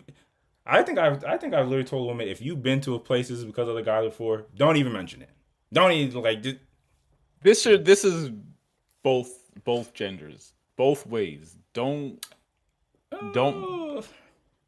Yes, don't go and say I took a girl here. I did this for women. Don't talk about it a lot, but experience is kind of needed more for guys. But you are right. You're right for both parties, for both sexes. Really, don't really talk about your old shit. Don't do that. And like Ace was saying, yes, we all have aspects of our previous relationships and previous just our history in general that we are going to keep with us.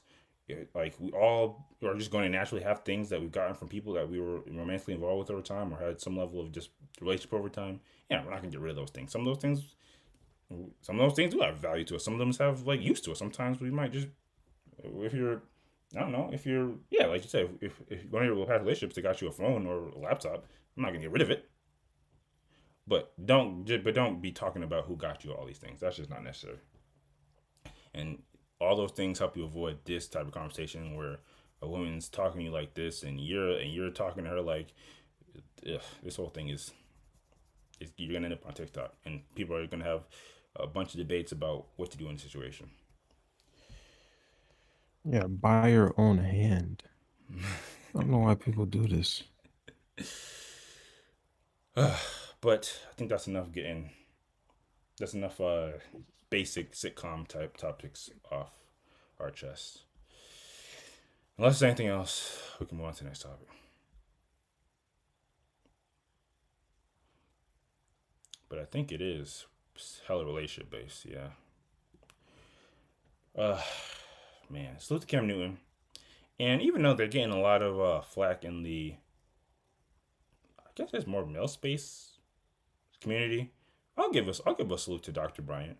I haven't had time to do an extensive like background deep dive on their history, but in what I've seen from the Instagram page, it's to be desired. But I still think this, even based on the conversations that I've heard between them and Cam Newton and her and Nick Cannon, they seem like a person that can hold a conversation, that is receptive to different ideas, a person that has a bit of life experience to be able to speak to some of these subjects. And I'm assuming if they're calling themselves a doctor, they have some type of credentials. But again, salute to Cam. This and salute to the Shade Room. They posted this clip from this interview or this podcast that they were having, this conversation they were having. And the caption is, Cam Newton says he wants more children. My desire to get married is lower than my fear of divorce. Let's see what the conversation sounds like. We'll play a bit of it.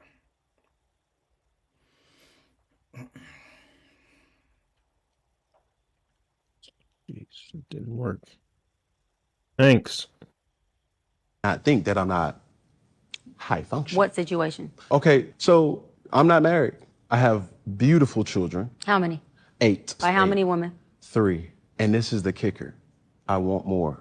By multiple women? What's the intent I of just this want or God by to your bring wife? them. I just want God to bring them. Oh, okay. My desire to get married is lower than my fear of divorce. So, as you had said, Dr. Bryant, you said it, I didn't say it, I will agree.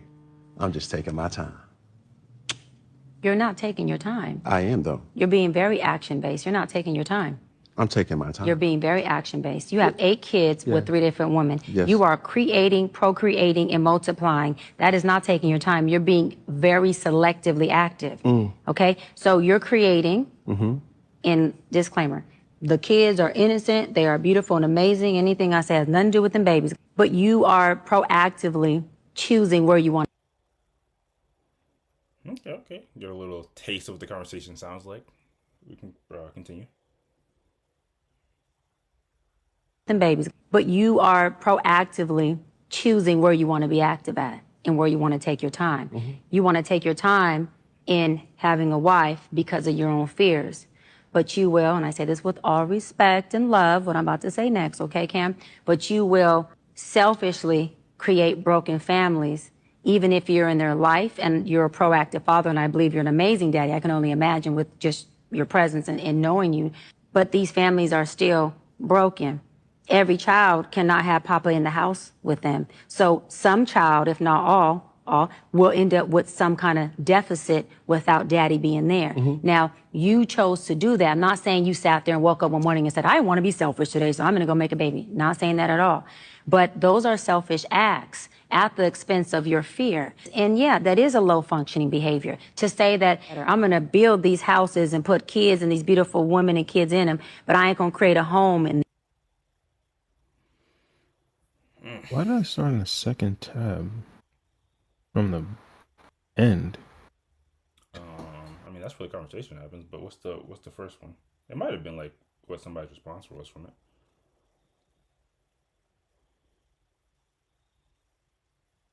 I have no idea, obviously. Oh yeah, this is happening. Yeah, this is I think Cam's latest child's mother, and him having a good old time. And I think Sharon just kind of pieced all this together, just to show that he's still having a grand old time with one of his child's mothers, even after that conversation. But you can go back a couple of tabs to where it's had the caption. So yeah, this got a little attention, and yeah, I'm just kind of curious to know what y'all thoughts is in general. Obviously, I think this conversation going a lot of ways. I think what both parties are saying is not it has no basis to it. I think we can somewhat understand Cam's point and then understand the response that Dr. Bryant is saying. Yeah, I guess in general, what's your thoughts on what the conversation started to sound like, and do you think there's a right and a wrong here? Do you, and specifically, and also, what do you specifically kind of think of that notion? Which I've been actually saying. I don't know if I came here and said it on this record, but I've been saying for a while.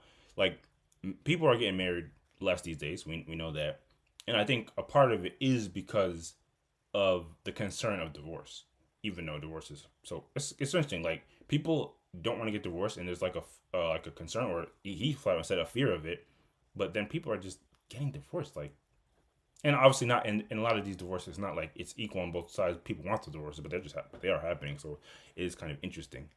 So yeah, I'm curious to know what y'all think of the different dynamics of what they're both saying, and also what do you think of this quote unquote fear that a person could have about divorce and preventing them from getting married? What do you think, Ghost? I think that I suppose they both had a valid, understandable way of looking at it. I'll say. Anyone sound like they're making more sense than other? I was getting that. Dr. Bryant, I think, kind of encapsulated it best, my feelings on it. At first, I guess, speaking from Cam's perspective, in his situation with him being a millionaire, multimillionaire, successful, rich, blah, blah, blah, he has a very understandable fear of divorce. I don't I don't know if that's rooted in just like dealing with women wanting him just for his money and dealing with trying to take his assets, or if it's something else. But just from the outside looking in, it is very understandable to have that fear. And in his mind, it seems like the solution is that he does want children. And instead of, which I think is a better alternative than being with a woman and not being committed and pretending to be committed and cheating on the low, he's just straight up not Well, what's cheating? being in a committed relationship and not staying committed. Oh, what's Short committed? answer. Oh, what's commitment? Some of these things are facetious. You could ignore me if you want. Exclusive. If the implication is that you are being exclusive with your wife, girlfriend, whatever, and What's the implication? implication is that is implied by you being together with the person. Oof, I don't want to get into back and forth already, but I'm gonna be honest. In this I don't understand where. in this day and age, and maybe there's nothing to even to go back and forth about. I don't think there's any implication. I think you have to be direct in what you will do, what your Yes, commitment is. it is when okay, yes, it's a direct relationship. Like I don't think we need to get too deep in the weeds here. You are with a woman, girlfriend, wife. There's a title involved, some sort, some classification, and by association, that classification means that you are exclusive to this person. That's my mind. I know a whole lot of other people might have different takes on it, but I don't feel like getting into craziness. So yeah, that's what I'm calling exclusive. So instead of being in a relationship where he puts on the appearance of that, but is really fathering children with other women, and the woman doesn't even know about it. He's just coming out and being direct, not even going the relationship route or the exclusivity route, I should say. I don't know what his relationship is with his. Well, and I guess that's why I interjected, and I do apologize, but I guess that's why I wanted to get clarity, because, and not to hyper focus on Cam, but for all intents and purposes, he could have been doing that, but because it was never stated, that then by the definition of what we're kind of talking about, it could be identified Yeah, as not a sub yeah, I see relationship. what you mean. Like, you could do all the relationship stuff and even have a title per se. But if I don't, but unless I say and I'm committed to what I say, and like I'm not gonna romantically or sexually interact with other people, then Oh, that no, okay. I see what you're saying. I don't necessarily agree. Again, it's so easy to get lost, especially in the world we live in today, where oh we're girlfriend and I don't know, I fucking hate saying that. We're girlfriend and boyfriend, but that we didn't specifically say we're exclusive. I don't I know that's what some people could say. I really don't want to delve into that because it's fucking childish to me. But we don't know the ins and outs of his relationship with these women. I guess is what it boils down to. But it seems like what we're getting from this video is that it seems like he's being kind of open. now he's being open. Not yet. This may have come about. He might have been cheating before and no one knew about it. But again, we can only go off of what we knew. And it seems like now he's being open with all parties that are involved. And So any woman dealing with Cam Newton moving forward, you have to move accordingly. Yes. yeah. So it seems like he's moving in a certain way, like you said, and the woman that he's been with before and are gonna get with the future know what the deal is. So now that we've gotten all that's out the way. Again, sorry. Yeah, no, you're good. I get it. Important to clarify certain things. Like at the end of the day, what it really boils down to is the fact that even if what he is doing is if he's being open again is it's preferable to cheating and being deceptive, but it is not the proper and ideal environment to raise a child in. just for the simple fact of what you said, that you are not able to be present in all the children's lives because you're with your other family and you're splitting it three ways, maybe more, who knows? And like, it's people talk about people don't like nuclear family, that term anymore, but it's a fact. Like, to raise a child accordingly or properly, the most ideal environment is father, mother, any community relation, whatever, family, grandparents, blah blah blah. There's going to be different scenarios, but if a child's being raised in an environment with only his mother, only his father, it is not ideal. That's Facts. what it really boils down to. And he might be present as best as he can. And it's not even, when I say present, it's not even about like a strictly time thing. Like, let's say he doesn't really need to work at this point because he is, again, multimillionaire, so he could really do what he wants. He might spend 8 hours, 8 hours, 8 hours with each family, whereas like a man that works like a typical 9 to 5 might spend that same 8 hours with their child because of their working and sleep and all that other stuff.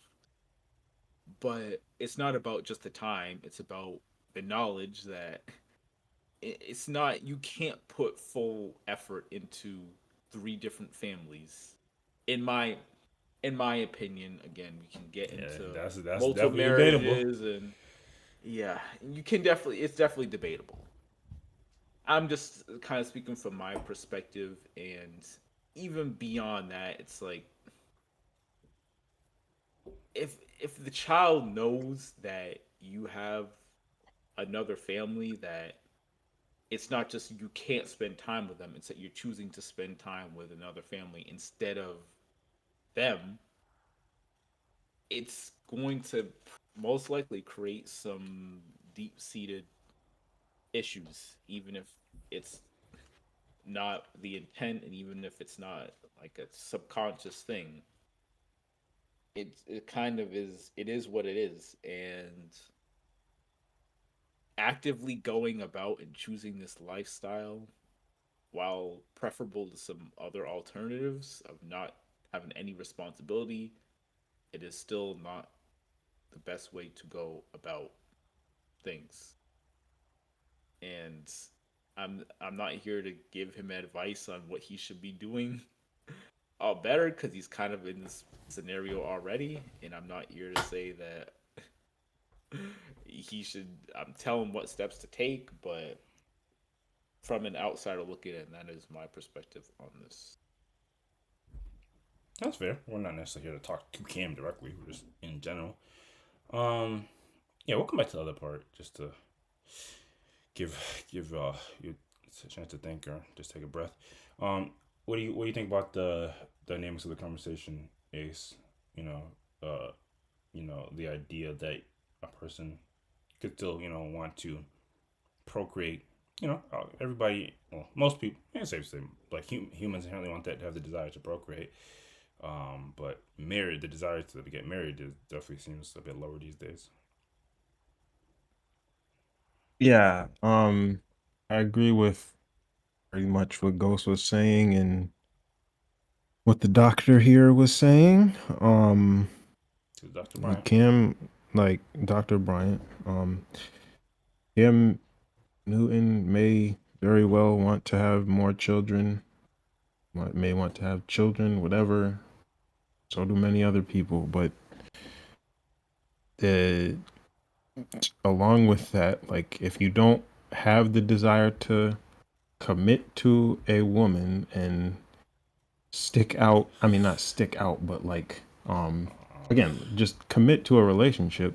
Oh man, the same questions coming up Your again. What is commitment? your desire to have children doesn't, like, it shouldn't outweigh that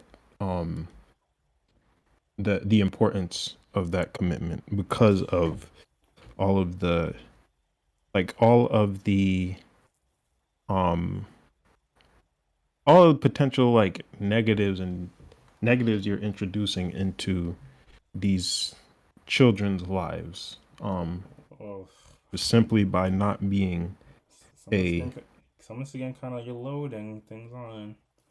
say something. I mean, Well, I'm keep about to. saying Okay. stuff. Okay. I'm just trying to make sure. I don't want to completely interrupt you, but what do you? Again?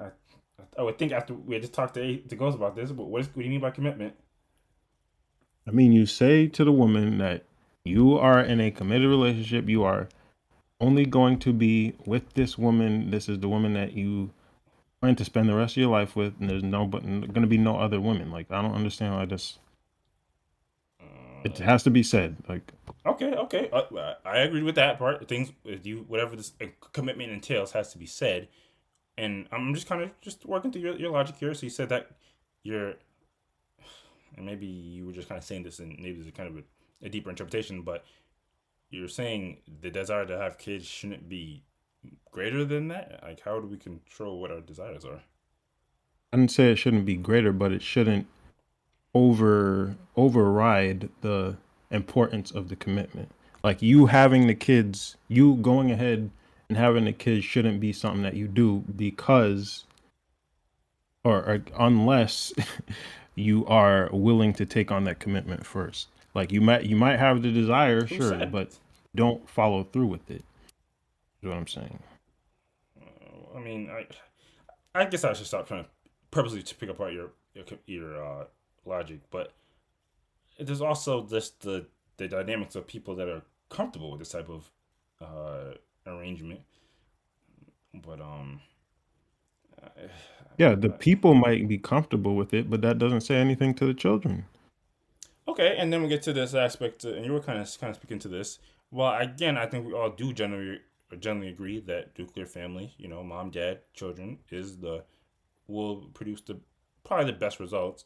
But we can't just sit here and say kids will have an inherently negative experience because they don't have that dynamic, especially when there's extraordinary factors like you do have some hyper successful mother or father. And obviously, I'm never going to come in here and say that wealth or status is going to be able to replace, the love and nurturing and being there that, you get with the general family. But we do know that the not the style, what's the word I'm going for?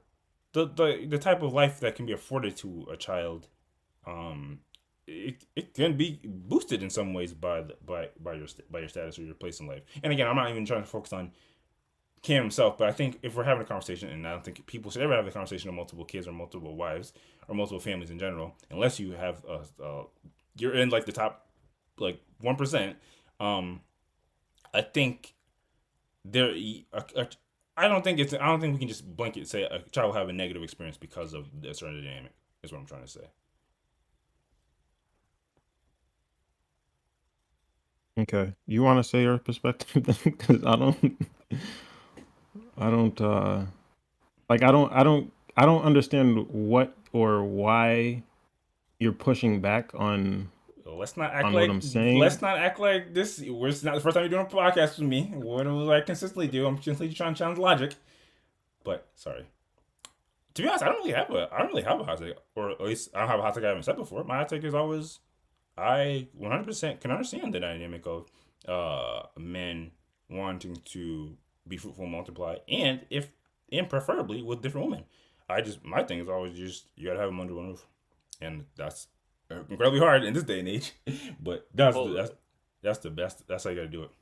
So I had a couple. Well, I won't go too deep into this, but I had a question in general. But first, I have a question for you.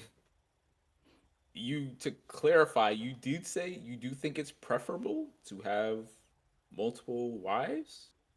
I don't know if I don't know if I multiple different mothers of your children. Did I hear I don't know that if I right, or would. did misinterpret I don't know if I would say it's preferable, but I would say most men would prefer to have multiple wives. Correct. Oh, you said. Oh, okay. As in most. So, do you? Just this is just.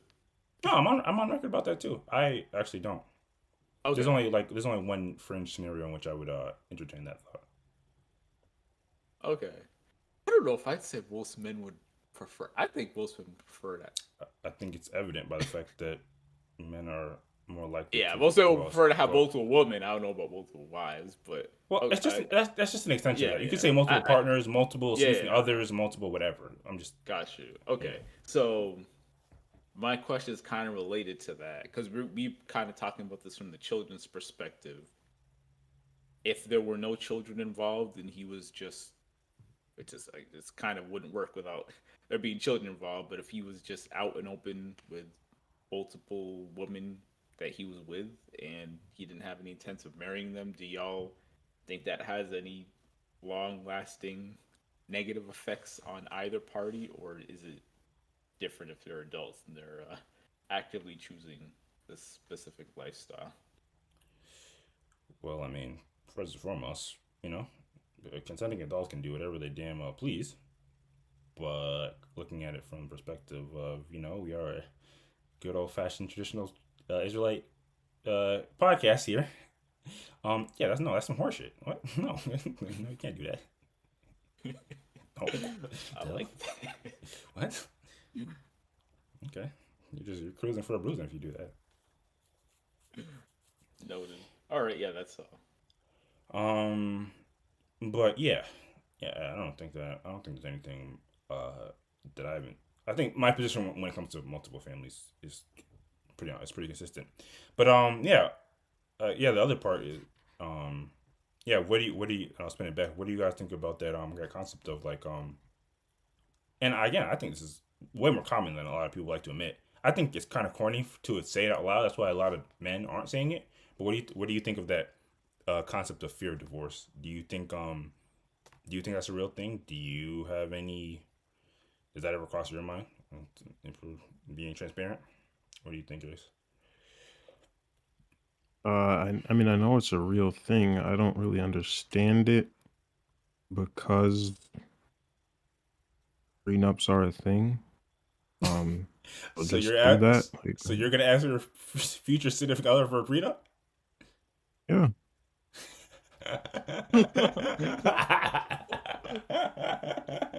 Wait, okay, wait, hold on. That aside for a second, you don't have any fear at all, or is it literally just like the asset losses, or from a more personal perspective, do you have any fear of divorce? No, it's just asset losses. But I'm gonna be honest. I'm glad you asked that because that's what I would have said too. Like when we talk about fear of divorce, I don't think men. Well, it probably is a big thing, but I don't think men are specifically looking at it for, hey, I'm gonna lose money because I mean, divorce laws are different depending when you look at. Some places are way more lax about divorce, and some places are way more strict about it. But I think that on average, you have to be with a person for like upwards of 10 years before they even qualify for alimony. To be honest. I didn't know that. Yeah, and I guess the other thing the other element could be the whole children thing, like issues with viewing rights. I'm not viewing rights, but what like all of the Custody. who has what percentage. All of that, like If that. you're I not, can. if you're not married to your wife, you don't know who's coming in and out of your child's life. Yeah. So I guess I should clarify that too. But at the same time, that's not 100% tied to divorce, because even if you don't get married to the woman and you have children, that's still a problem. So that's not. Yeah, that is not. Wow. I wouldn't classify that as the divorce issue. Like, to me, it's purely a financial thing. Jesus. I would say one of the things I really love about the podcast is I come on here and I learn new things about y'all. Jesus Christ.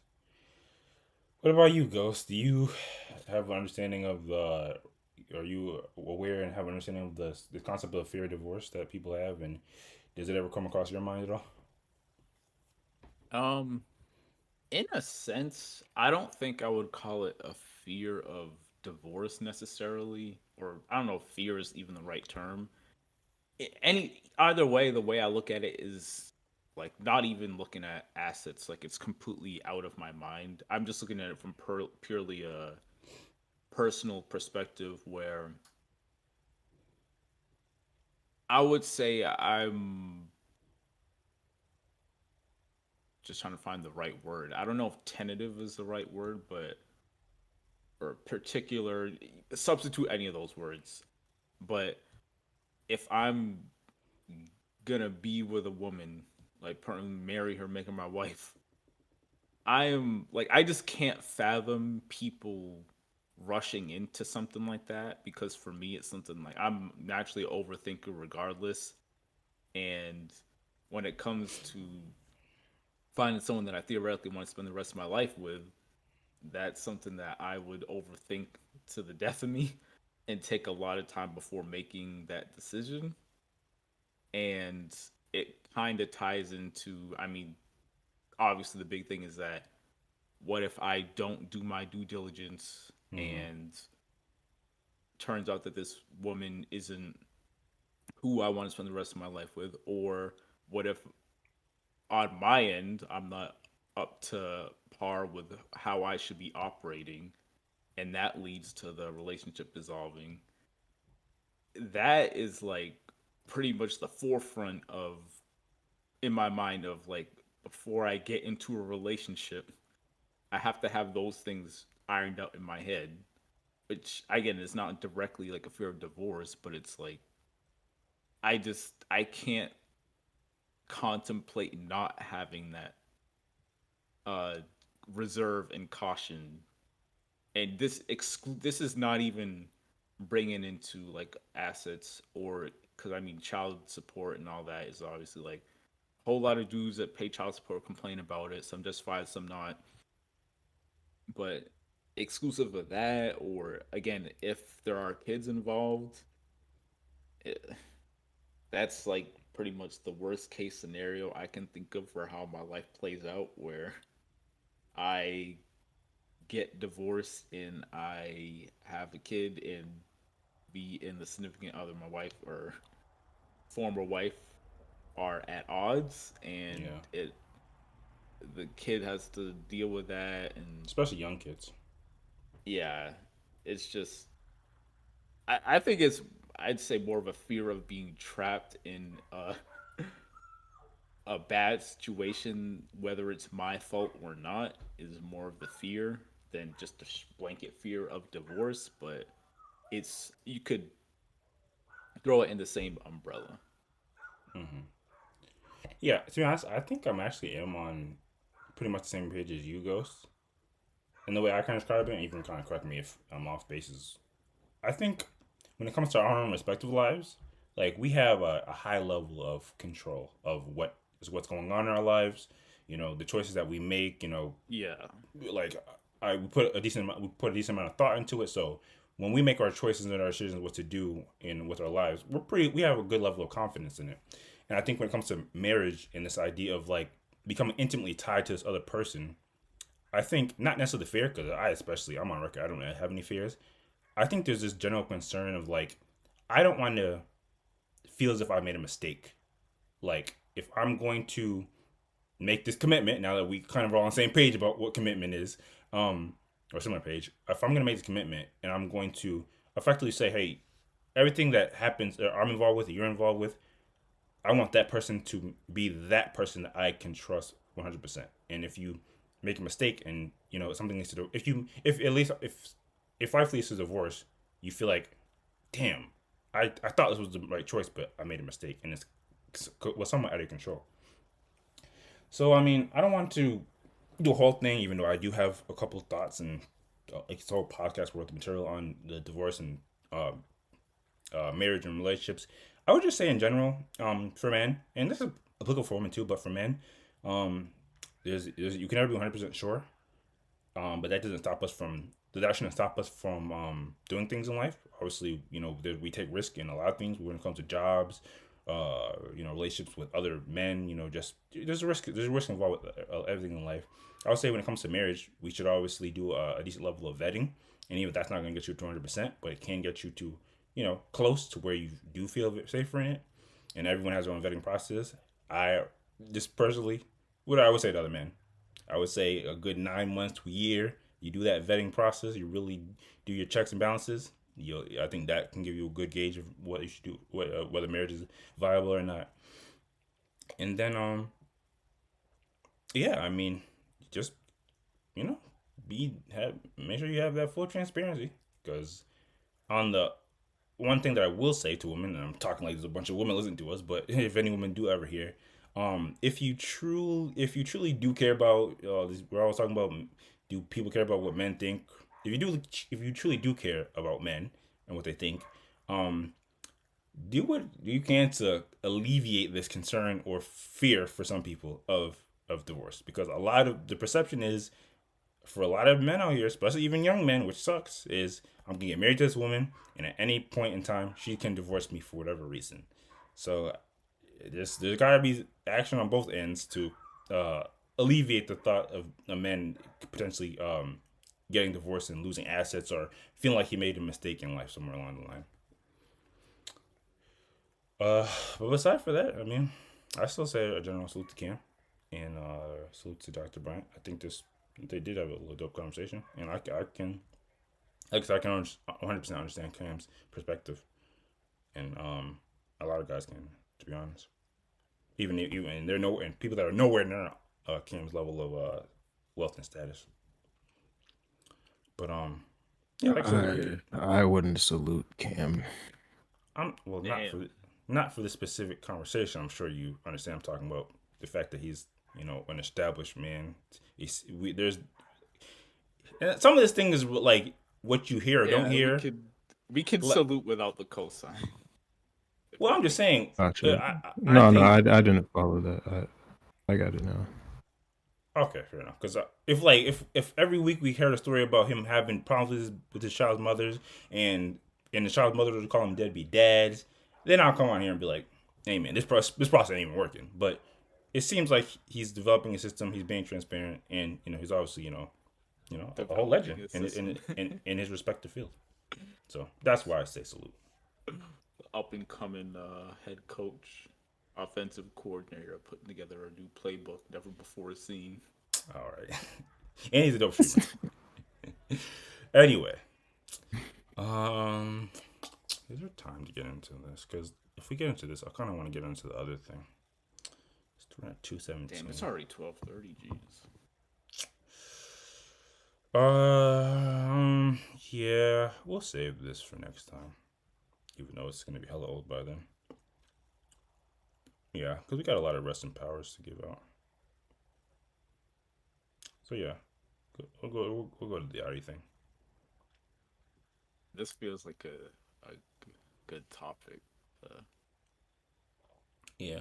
Sink our teeth into. I'm curious to know what y'all thought, even though you do find out what happens in the end to that brother.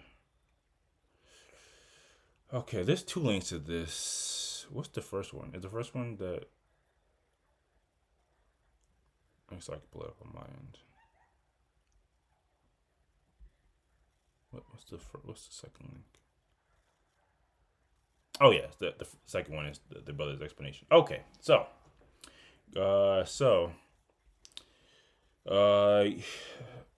Yachty, he was on Flagrant's podcast a while back, and they were having a conversation about clearing samples. And yeah, Yachty is, obviously I'm not saluting them for their music. I'm not necessarily a fan of their music, but they definitely now that you've seen an artist be in the game for a while, you've seen it's interesting to see some evolution, even if artists aren't really getting jiggy to with their music, like them being an artist that's kind of just rebellious and they don't care about any type of stuff that the old heads got going on, to them now they're in a situation where they're like speaking from like they've seen a lot and went through a lot. So that's why I give them a little bit of salute. In this particular instance, they're kind of going over some of the element of the music industry where you have to get samples and you have to get clearances and things of that nature. And in particular, he's talking about a song. This actually got a bit of attention. There was a song that they leaked. Everything's leaked these days. And by leak, they just sent it over to Kai's net, and then Kai played it on his stream. I guess I'll just read the thing when it says. Not the post. You should go to the post within the post. The whatever, the coded tweet, whatever you call it. Lil Yachty says he sent Kai Cenat his song Super Soak with Drake to leak on stream after Mr. Hotspot did not want to clear the sample because he's religious. He went down like a Christian path. He was like, no. It was crazy to everyone. Like, are you serious? So let's hear what the brother has to say. Most confusing tweet to me. Like, I don't understand what. Yeah, that let's means. just play it, and I try to give a bit of context, but let's just play it to hear what happened. Hopefully, we don't get copyrighted. Flagrant, don't copyright us. I sent a song to Kai to leak. Yes, I see this. Right. We couldn't get the Pause sample it. clear. Maybe pausing will help. If an artist sends a song, is that a leak? Bro, I'm already not on y'all. Come on, dog. Like what is the? Come on. Back in the day, a leak used to be somebody, an external source, took the content and posted it out of their own volition. If you're the artist and you send the song out, that's not a leak. Exactly. You're just bypassing copyright laws. Fuck you talking about leak. Jesus Christ. Sorry, go ahead. So I just let Kai play it. Oh, that's smart. Yeah. So that's not coming out. No. But it's everywhere. Yeah, but it's just a snippet. No, I let him play the whole song. Oh, really? Yeah. Because I tried to listen to it and it felt like the quality was. I mean, maybe, but shit, it's still out there. Yeah. Okay. I'm sorry. How does that work? You said something, Gus? No. Oh, my fault. I think I got confused by it. But it's good. Like, nothing wrong with pausing it a bit just for that copyright. Hey, and so what do you think of that part that we just listened to? Okay, play it again. Business-wise, I know that your man, maybe he doesn't charge you, but let's. Okay. No. I'm talking about Drake. So it's like if you have, if you have a feature from I don't somebody. think Drake charges anyone. I think he's not doing the feature if he don't fuck with you. Okay, so outside of Drake, let's say you had a feature, it's on a song, the sample doesn't get proved, and you leak it. Do you still have to pay that artist for that verse, even though you're not putting it out and making any money off it? No, but the only people you like give features to, they're paying before. Mm-hmm. You pay me before I do the verse. Gotcha. Someone pay me for a verse and not give me the verse, then you pay me. And you pay me before I even do it because I probably don't know you. Gotcha. But you make a song with someone else's music and then hope that they give you the rights? What do you mean? Like in this situation, you couldn't get the sample cleared. Yeah, but this wasn't an artist. This was an Instagram social media influencer. And they wouldn't clear a sample? Yeah, he went down. Just to be clear, because I guess this might be above our heads, and even I didn't. First of all, I didn't know this brother was called Mr. Hotspot. But scroll up. Do we know the brother? We all know the brother in question, right? No, You've seen him? No. I know you. This guy? Yes. No. Maybe if I don't saw think so. whatever clip this is associated with. It's I hate that we live in a. You know, one day they're gonna make a history book of like everybody that's ever been a meme, ever been like in a viral video, just to give. That's context. what we got know your meme for. I don't even know. Like, I don't know what's the super common video that people know their brother for. I mean, I don't even know if he was like specifically a content creator. I know he ate food one time and he really liked it, and he made a facial expression that people liked or whatever the case may be. I guess maybe. Anyway, the brother's name is Mr. Hotspot. I'm pretty sure everyone's seen him at some point. I don't. Maybe I'm sound old, but I don't know. I don't know what you would specifically. Oh, he ate the chips? Yes, I know who he is. Yeah, he ate the Migos chips. Look how we identify people in this day and age. I remember Wes showed me that video. He ate the chips. Look at. He said like Delicioso or something like that. Anyway, so just so we all know. So like Yachty was saying, he's not an artist. He's just somebody that went viral. And I don't want to diminish him, but that's what he was known for. That's funny. Down like a Christian path. Wow. Oh, that's okay. I respect that. Yeah, social media influencer. And they wouldn't clear a sample? Yeah, he went down like a Christian path. Wow. Oh, that's okay. I respect that. Yeah, I mean, yeah. But then aren't there certain artists that they're so big where it's like, hey, you pay me and I also want points on this song. So now it's like that artist can't get the points on the song Yeah, because but I mean, but it's still the song is if it's a good song, it's like you get to perform it, you get to. That's you making the money on the road. Like, Gotcha. yeah. Can you share how much money was offered to the Instagram influencer that turned it down? He just we didn't. I don't even think we got into money. He was like, no. Wow. Yeah, it was crazy. Everyone was like, "Are you serious?" Okay. Are they saying Mr. Hotspot was the one that didn't clear the sample? Yes, Mr. Hotspot. Oh, I thought he was the one that's trying to use it. No, he Okay. did. I think we'll hear it, but he on the song he's doing like he's singing like a little thing at the beginning of the song, and they just use his voice basically. Okay, It's like when Jay-Z used Nas' voice. Sorry. But yeah, apparently he heard the song and that is so interesting. It's like there's a world in which like we could say something on this podcast, something funny or catchy, and then somebody could want to use it on a song, and then we could tell them no. Ain't that funny? But I guess that's what they do anyway. Huh? Or then they could leak it anyway. Yeah, yeah. I've already you know what I have heard done in the past? They'll kind of re-record or interpolate the sound clip that they use, but it's different enough that you can't get pinged by copyright law. Yeah. So it sounds similar, but I know they did that for Jesse Ware did that for a Big Pun. Yeah. Sample of all things. I believe it. Now go to the tweet that was quoted it because it gives some more context. And we're actually gonna hear the brother's response, but so this brother at Kofro Metef, am I saying that wrong?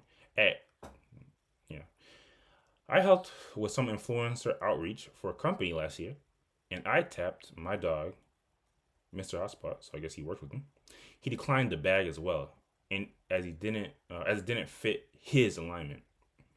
Everyone can't be paid for. His morals are his morals, nothing more to say. Additionally, leaking the song after he gave you his legit reasoning to not want to be involved with the type of content is kind of wild.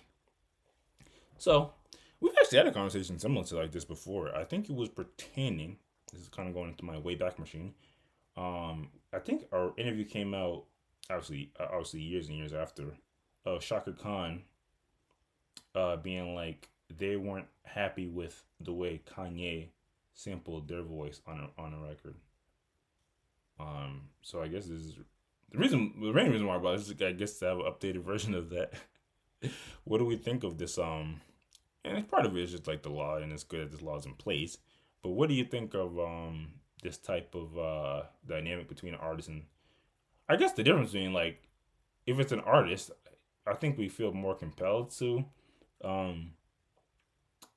say you can't use their sample, their content unless they give you the cosign. But this is an example where it's really just like a social, like you said, a social media influencer, and they put out a catchy bar, or they just said something that you want to include in your song, but they give you the no. Do you think they should still be bound by the same like laws? And do you think it's that big of a deal that he went on to leak it or put it out without the permission? What do you think it is? I don't think there's any law that should be in place to prevent something like this. They didn't put the song out in a way that makes them money. They put it out. There shouldn't be you're saying there shouldn't be a law to prevent them from just putting it out for free? Yeah, for free. Okay.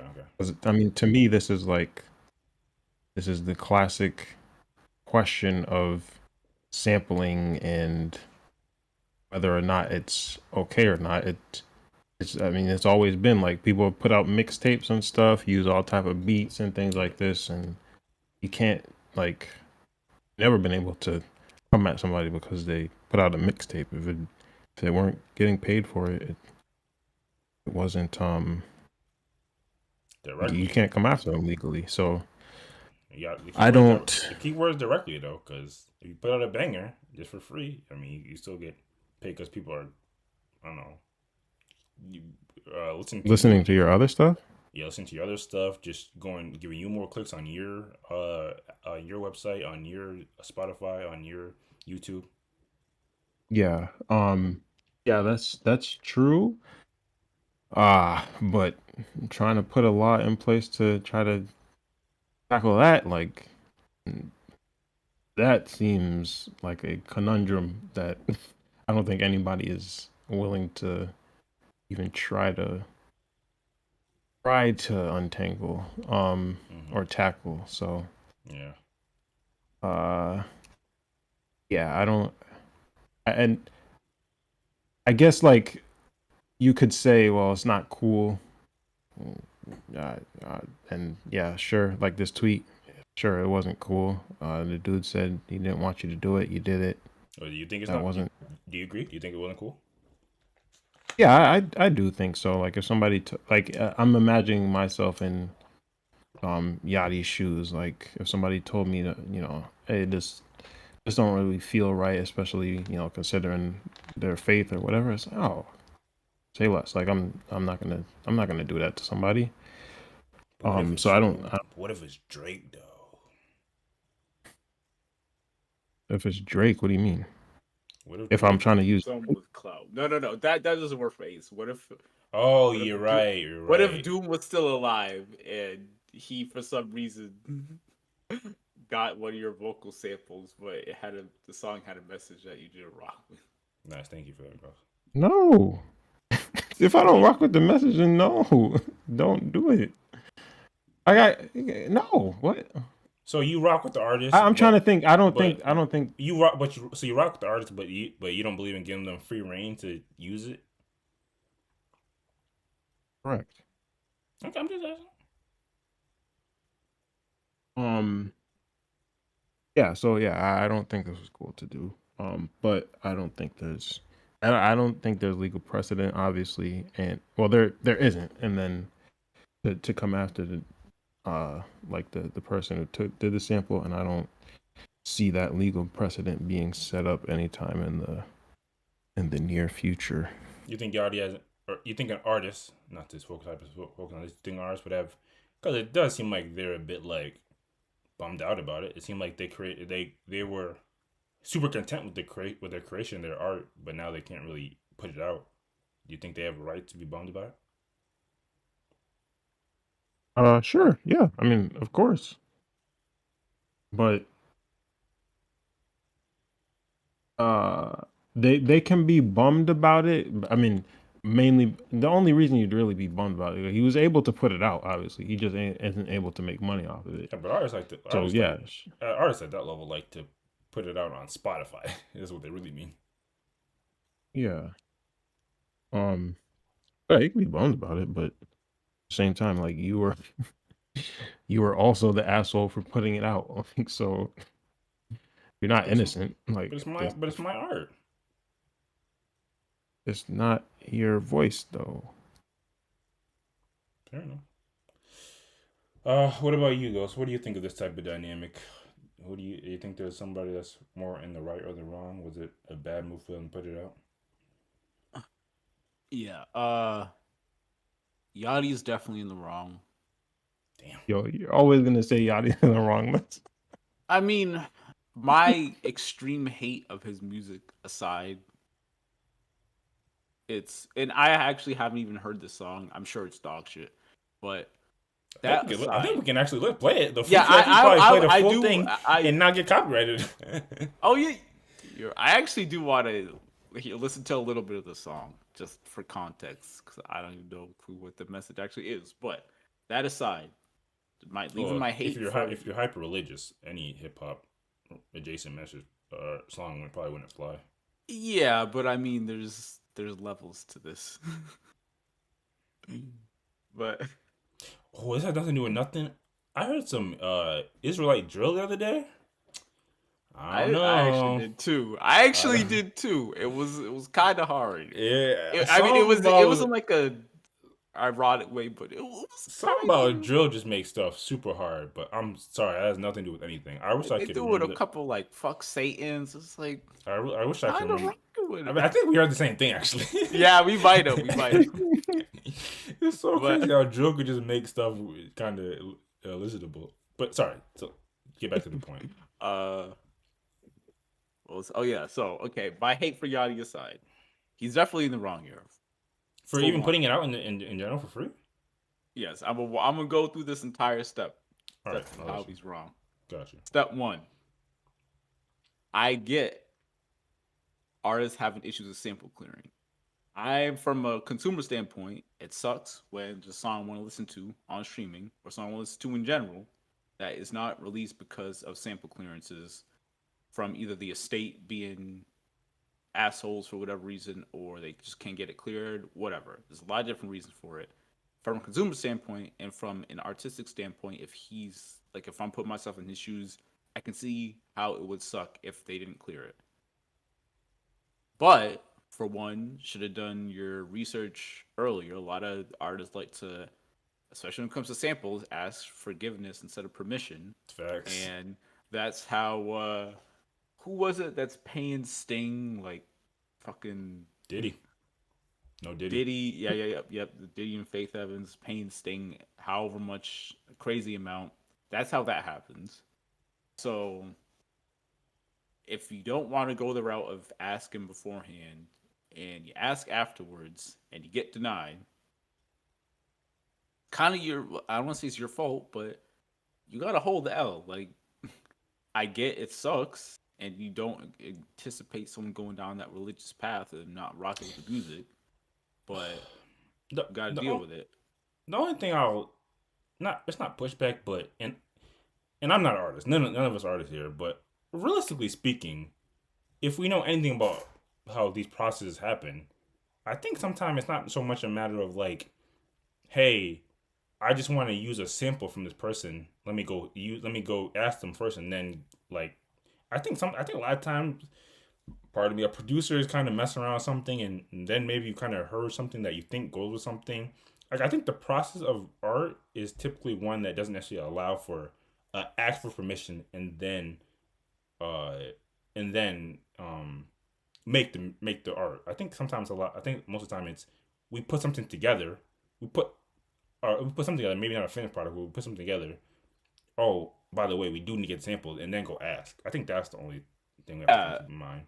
Yeah, you're right. And like, I'm not one to say if you're making a beat and you're just making hundreds of beats a day, you don't gotta get a sample clearance for every one, because a lot of sample clearances are super expensive. You gotta negotiate percentages, raw price, blah, blah, blah. You don't know if you're actually gonna drop the song. So there is a lot that goes into it. But I'm speaking from a perspective where you're past that initial phase where you're just playing the beat for the artist, you're tweaking it, you're like, this is like after you know for a fact, okay, I'm gonna go get this released.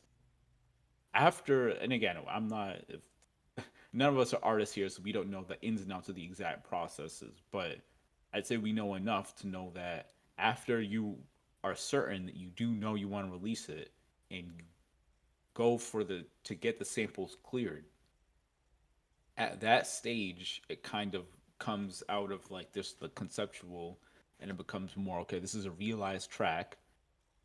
If Mr. Hotspot said no, I'm assuming that he probably heard the track, because a lot of times the artist will send the reference track to whoever's who they want to get sample cleared from, just to give their okay for situations like this.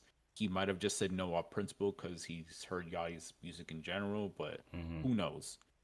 But after it becomes to the stage where you ask the artist for the sample clearance and you get denied, then it's just, you got to hold it, because your options are either A, release the track and pay an exorbitant amount in fees if it's a fee related sample clearance issue. Like, I think that Sting Diddy thing is like 85% of the track or something crazy. Proceeds, like, insane. Or B, it gets taken down.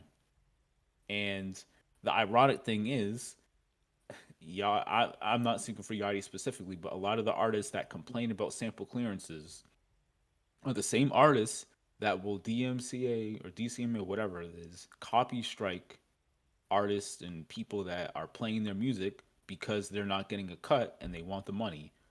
But there are same artists that will turn around and complain about sample clearances. So that's one thing. And it's just, if once you get denied, and the reason for the denial is really what makes Yachty the bad guy here, is because if it's for religious personal reasons and he did not want his name associated with the track, that's what it really boils down to. And he released it anyways to probably the biggest top 5 at least streamer in the world. Yeah, So he made it so everyone was going to hear it regardless. Exactly. And Yachty said in this video, like, even though he's not technically making money off streaming, he's still going to be playing the song at shows. People are going to be listening to it. People are still going to be hearing the song. And if for some godforsaken reason you actually like Yachty, you might get into his music because of this song. And that's extra money that's going into his pockets that wouldn't be going in otherwise because they heard the song. So he's still making money off it in some way, shape, form, or fashion. Yeah, indirectly. Yeah, and it's all coming on the back of someone that did not. It's not just that he didn't consent. He specifically said, "No, I don't want you to do this." And then he's coming on this podcast bragging and got all these fucking dick riders just, "Oh, for a smart idea, yeah, just shut the fuck up." But sorry, that's just my hate coming out. But Yachty is the bad guy here. Just, I don't think there's any way that makes him look good. Like, you got mad that you didn't get a clearance and you pouted and you leaked it. Like, fuck off. Well, there you have it. To be honest, one could say it's hate, but the way you outlined it, I think it's pretty hard to contest. It's one of the examples where you came on here and said nothing but facts. But yeah, y'all said most of the valid points. It is kind of a sucky thing. I can imagine if you're an artist and you just have that creativity that you just want to create and put out, but some things stop you. But like you said, once you get that denial, there's really no ifs, ands, or buts about it. So, and another aspect, you might have started to touch on this, but another aspect that we don't really think about, and I don't. This is where you don't give them all the negative credit for it, but one thing artists should, people in general, especially if you have a certain status, should consider. After this was put out, and once people started to get kind of a buzz and just go a bit viral, what you have to keep in consideration is that your super fans are going to go. Hopefully, they just ask politely, but in a lot of cases, harass the person that didn't clear it, and because they did get a little I don't want to say backlash, but because people were inquiring and asking them about it, and a little harassment, Mr. Hotspot did end up putting a response. So I guess we'll just quickly listen to what they had to say. I don't think they do. I thought they played it in this video, but I might be mistaken. But let's hear what they had to say. Pardon me. It's the other link case.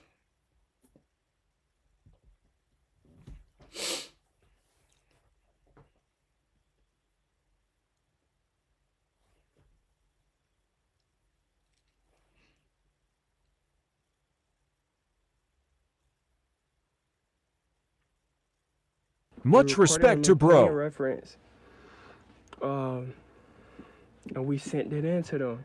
Look at the comments. So hopefully they re-record the clean reference and we come out with the clean goodness gracious all together. So it's a process, but it'll be good for both of their brands like that. And I'm blessed to work with children, so we just gotta make it clean for them. Like, we don't need no children getting whooped because they said this or that. You understand?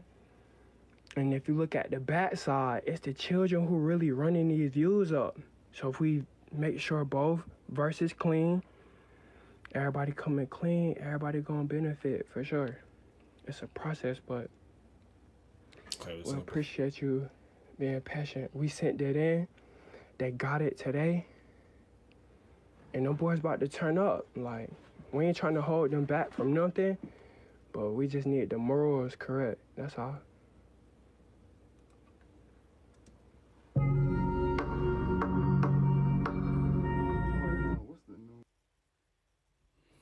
Dude. Yo, shout out this dude. I can't, he sounds just like he did in the Dorito. I don't think not I've the ever Dorito, seen the that chip video.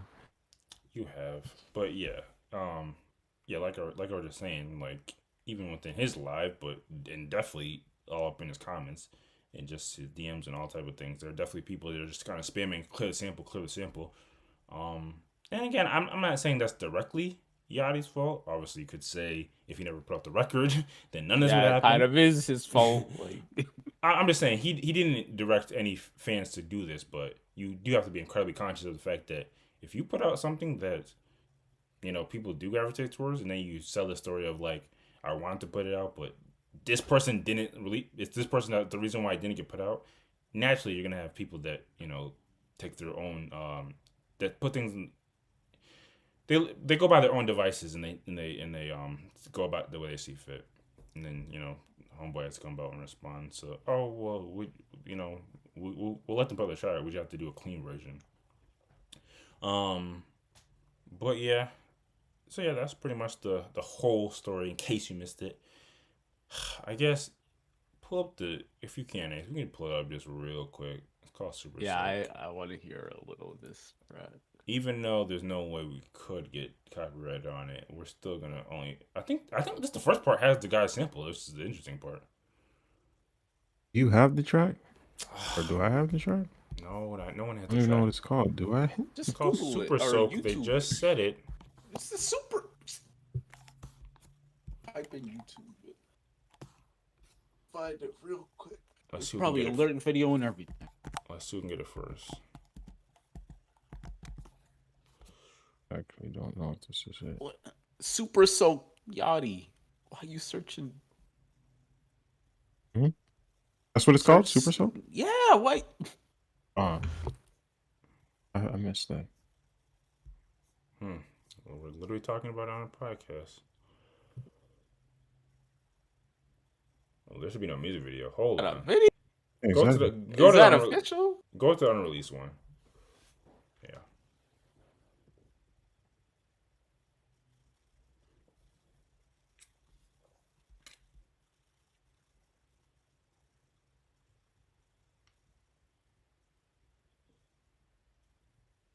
Do hate that Drake is associated with this as well. It makes it worse.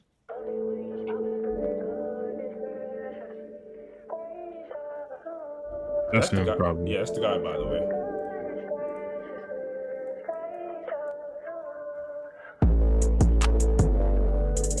Hey.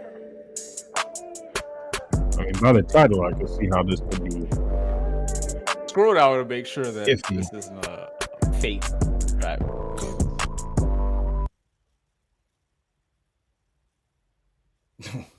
Dog, I don't know. I don't think this is it. I don't know. Are you sure? That was the guy's sample. Even if it's not it, that was the guy's sample.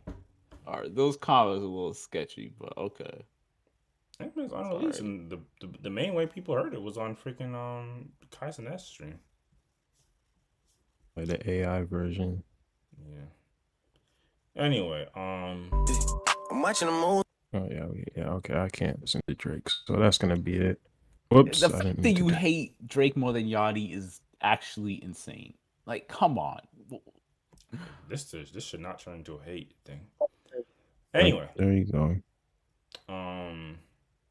Yeah. So yeah, if people really want to hear it, you can go back and watch Kai's in that stream where he was playing it, leaking it. It's so annoying. But I digress. Yeah, the moral story is, as an artist, you got to deal. You're at the whim of whatever or whoever you're trying to sample. So always keep that in mind. Yeah, we had a few more. We had a few more topics, but this is getting a bit long. You know what's crazy? Sometimes I'll be watching other people's podcasts and other people's streams. So I was watching this. I just tuned in for a bit for the person's stream. I watched like 2 minutes of it, and this was like during the middle of the day or after. It was right when I was finished with work. Tell me why I come back. Like I do more late night gym sessions. So I go over like around 10 or whatever, and sometimes I'll finish like even like 11:30 midnight. Tell me why I leave the gym. I just go back, and they're still streaming. It was like a 7-hour podcast, and I know that there might have been times in the past where we might have ventured into that type of time frame, but it's one thing if you are having a blast and everyone's maybe freaking on ecstasy going that long, but yeah, I looked at the people that were involved, and some of them looked like miserable. They were like we're ready to go home. So doing a podcast. They were miserable. Forget I said that. It was at the beginning they were cool. Once we're talking about 7 hours, like that's why they were miserable. But regardless, the moral of the story is we have a lot of unfortunate rest in powers to give out, so we're gonna Euro step to the end of the podcast. So get it off your heart, get it off your chest, if you will. And we have a lot of rest in powers to dole out, unfortunately. A lot of people have been going through a lot since we last podcasted. This is what happened.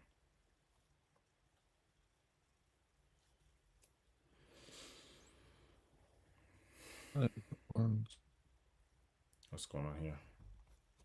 Did I give you a bad link or something? No, I don't know what that just copied.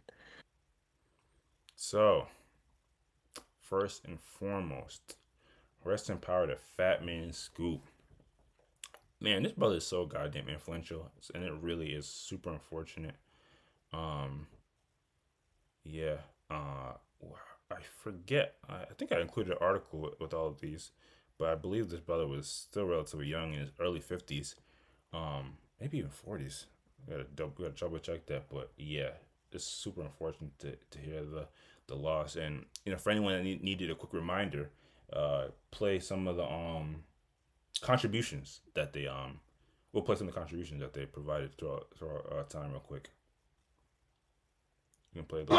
Timberland, Fatman Scoop, Brooklyn, Timberland, whatever I say, y'all gotta do whatever I say, y'all gotta do whatever I say.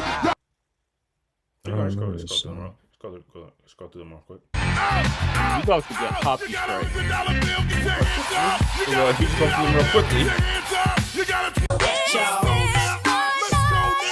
Here we go now. Let's go now. Here we go. Put your back on the wall. Put your back on the wall. Put your back on the wall. Put your back on the wall.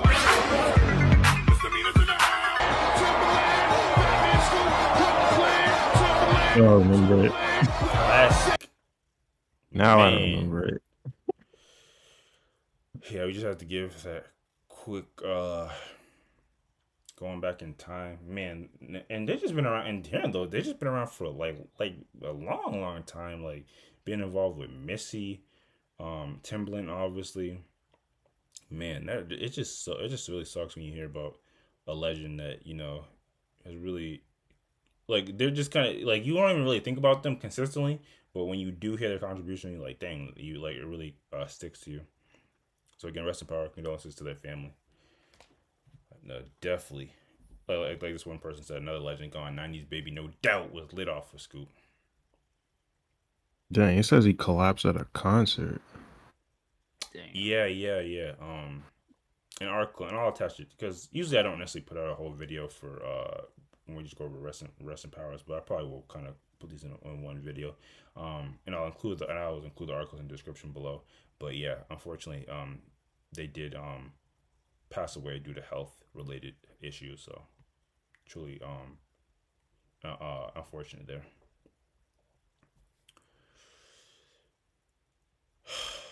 But let's proceed. Got a lot of rips to give out, unfortunately.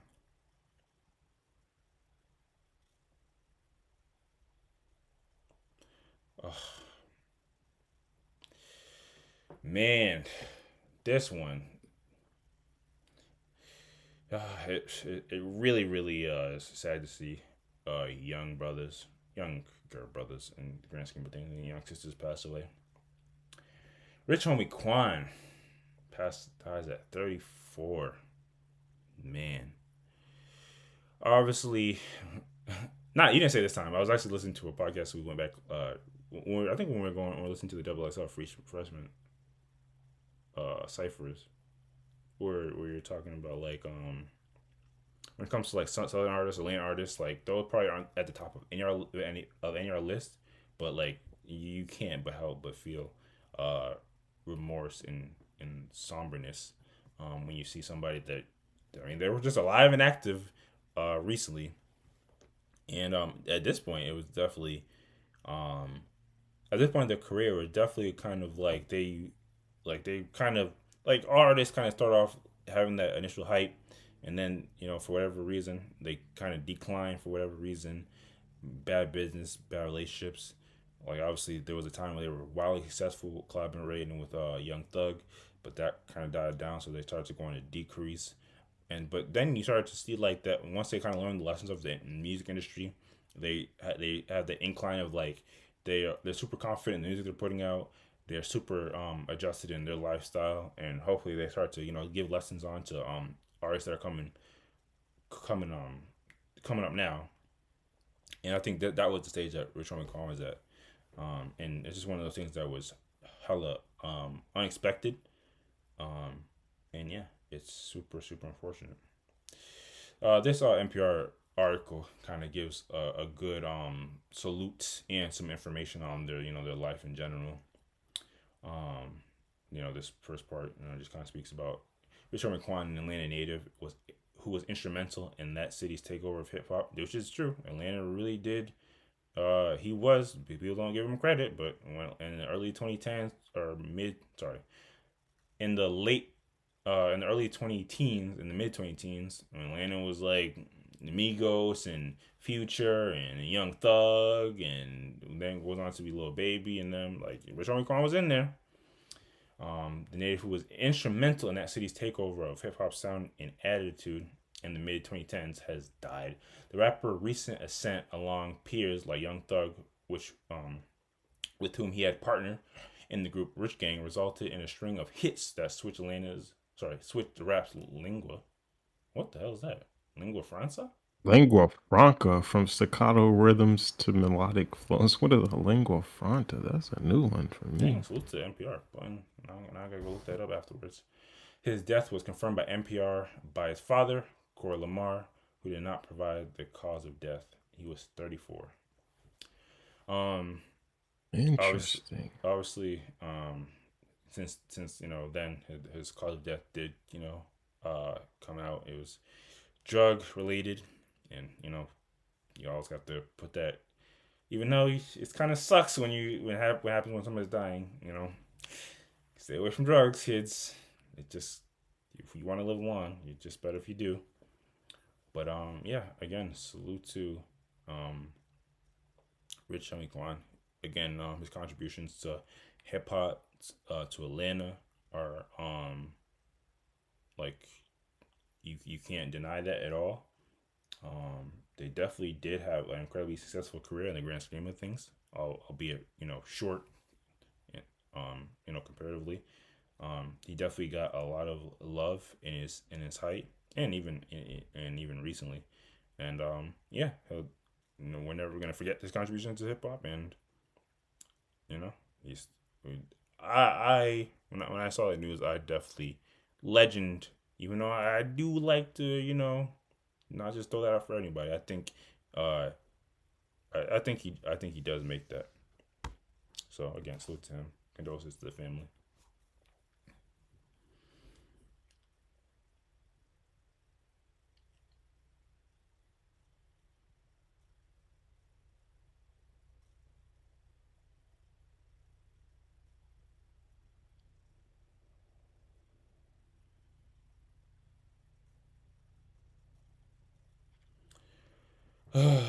Man, speaking of whole legends,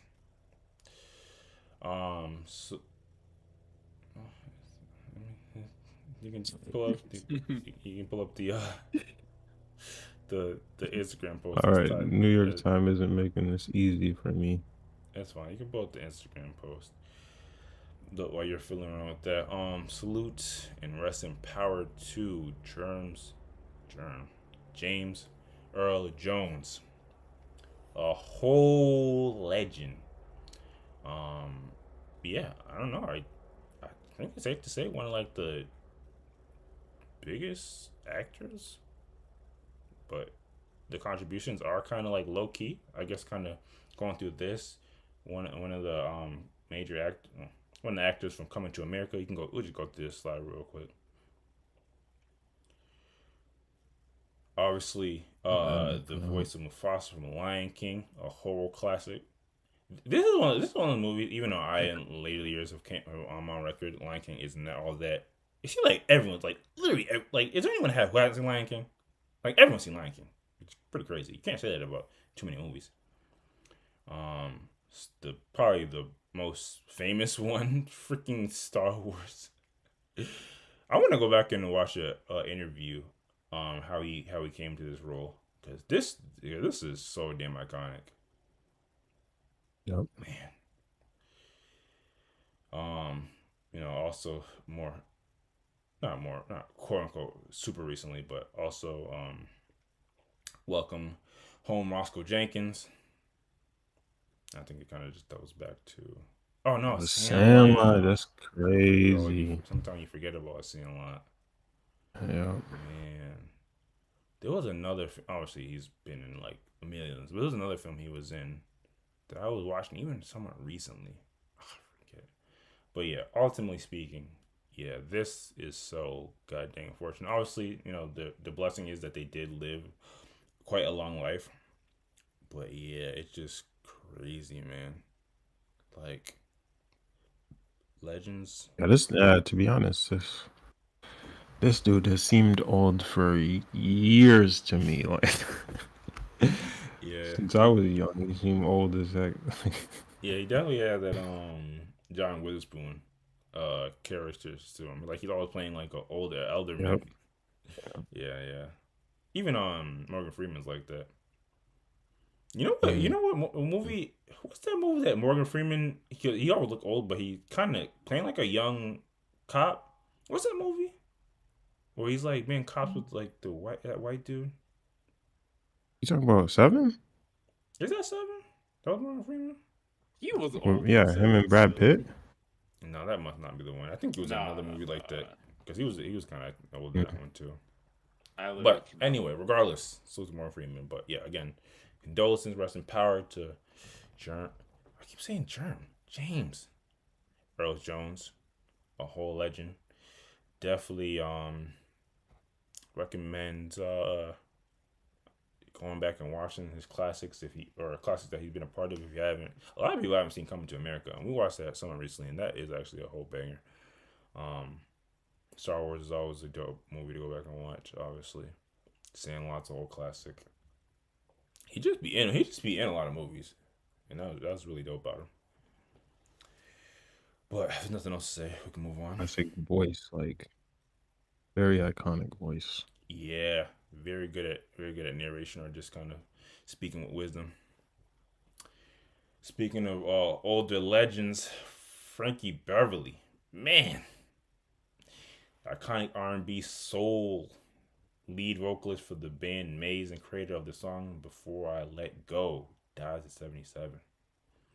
Man, the star was known for classic hits like Silky Soul, Back in Stride, and of course Before I Let Go. And just to give you a bit of taste, if we haven't been copyright strike already, it's probably coming. Some of these older states don't mess around. Oh yeah, this was a message from his family. Go to the next one. Go to the next one to hear a bit.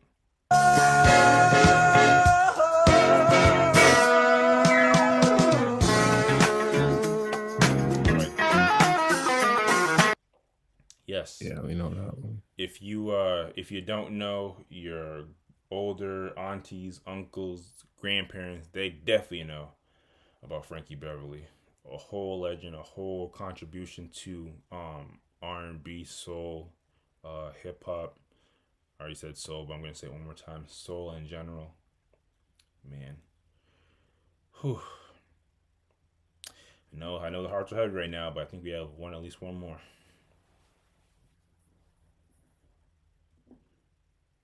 Go back and stream Frankie Beverly's music as well.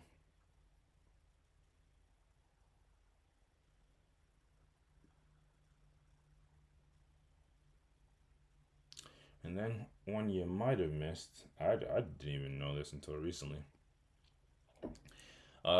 Leonard Riggio, who built Barnes and Nobles into the largest bookstore chain, dies at 38. 38. So stupid. 83. Let's see it. Yeah, a whole legend.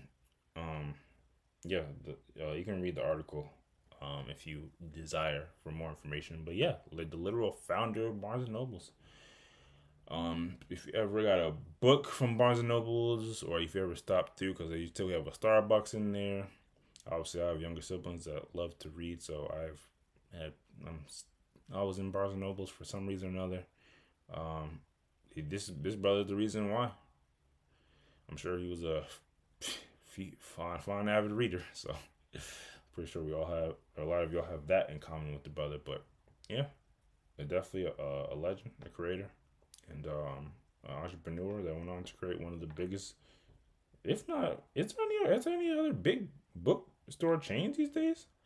Libraries are all out of business, and the only other Well, yeah, Walden Books went under. I think that was the only other, or the main competitor. Borders? Was there another bookstore? Oh, Borders, yeah, Borders was another one. Yeah. Yeah, I hope there wasn't no monopoly shit going on, but yeah, Barnes and Noble was the only one that stood the test of time, even when books started going like hella digital. What is that? Yeah. Well, yeah, there's definitely reasons behind it that we could get into, but it's kind of getting kind of late. But no, it's not bad. Also, he didn't found because like Barnes and Noble is super old, but I guess they're just saying that he. I was reading the article though. I thought it said he did. I'm seeing like 1900 through 1919. And maybe it is true. And maybe it is true. Maybe he just literally built it up. We do want to be Yeah, I think that's what they're saying. We do want to be as accurate as possible. Let's see. I mean, Barnes and Noble, the name is click the article. Comes from the founders. See if we can actually read it. I have it up on my end, but just pull it up.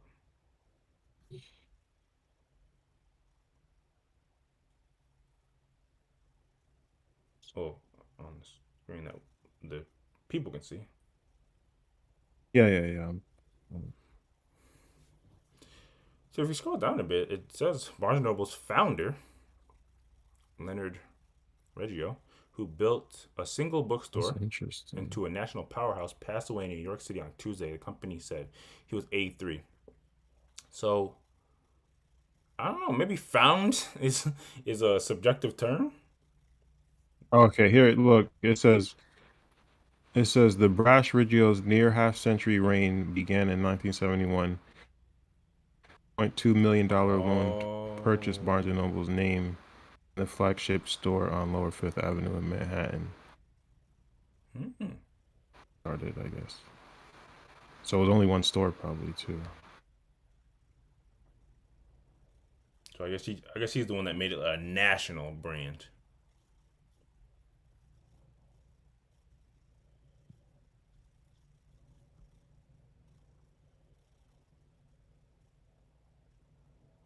They beat out every major other competitor plus mom and pops. Like that says a lot about how much you did. Look what a 1.2 million loan can get you back in the day. Small loan of $1 million.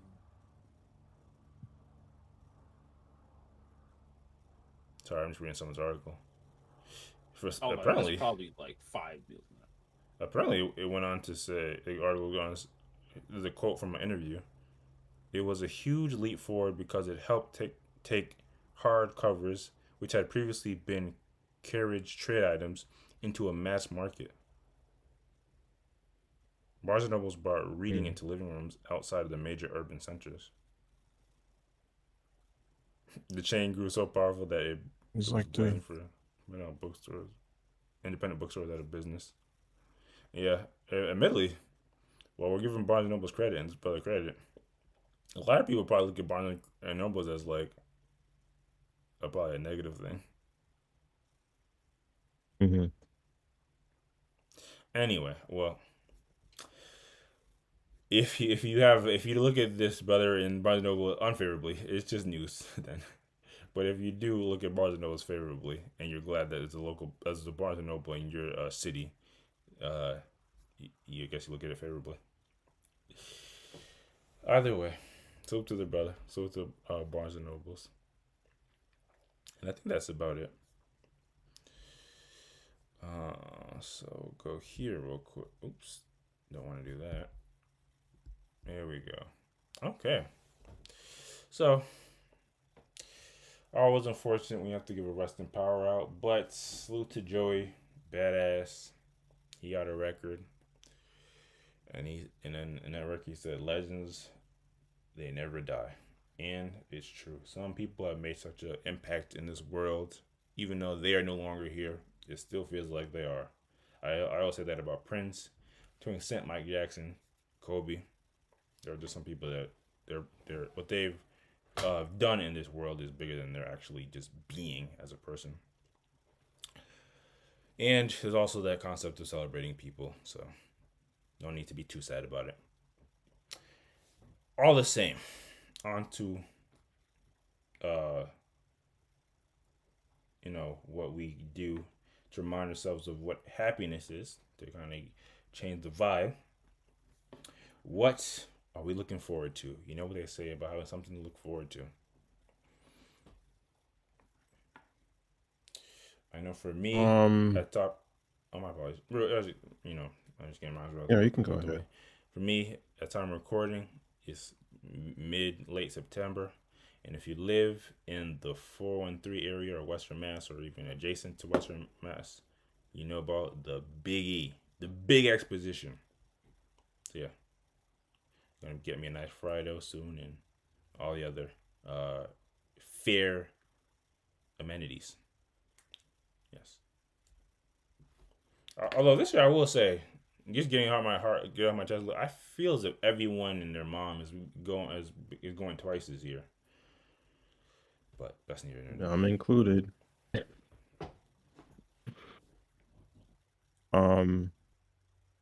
Yeah, for me, the only thing I can think of off the top of my head is I just watched they dropped a slightly longer trailer for the Devil May Cry show that's coming out on Netflix. I saw that. It's like adult anime, I should say.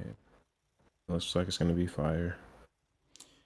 Hopefully the folks that, and I don't remember how you feel about it. Maybe you liked it a bit more. Hopefully the folks that made the Bayonetta anime ain't behind it.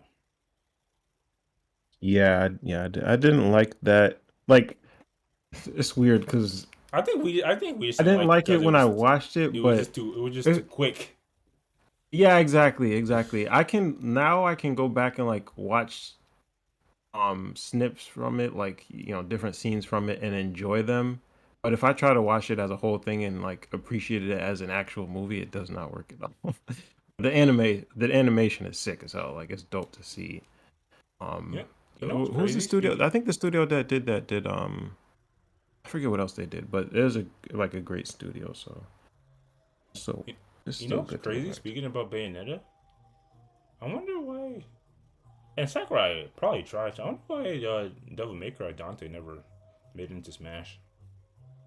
I think because it's owned by Capcom. Well, yeah, it's owned by Capcom. Yeah, the same people that make Mega Man. Oh, Mega Man. Yeah, that's a good point, actually. Yeah, maybe you just never wanted to. And also Street Fighter. Yeah. So yeah, I think interesting. I think by the time that last game came around, Sakurai said he wants to create a game that had everybody basically, except Goku. Yeah, he you said couldn't he even fans say all that for Goku, but he's not doing that shit. Yeah, that's crazy. That's actually crazy. You couldn't even say like he's, too adult or anything like that because Bayonetta is worse. And Metal Gear Solid. Yeah. Anyway, yeah, that looks dope. I'll probably check that out too. Is there anything else?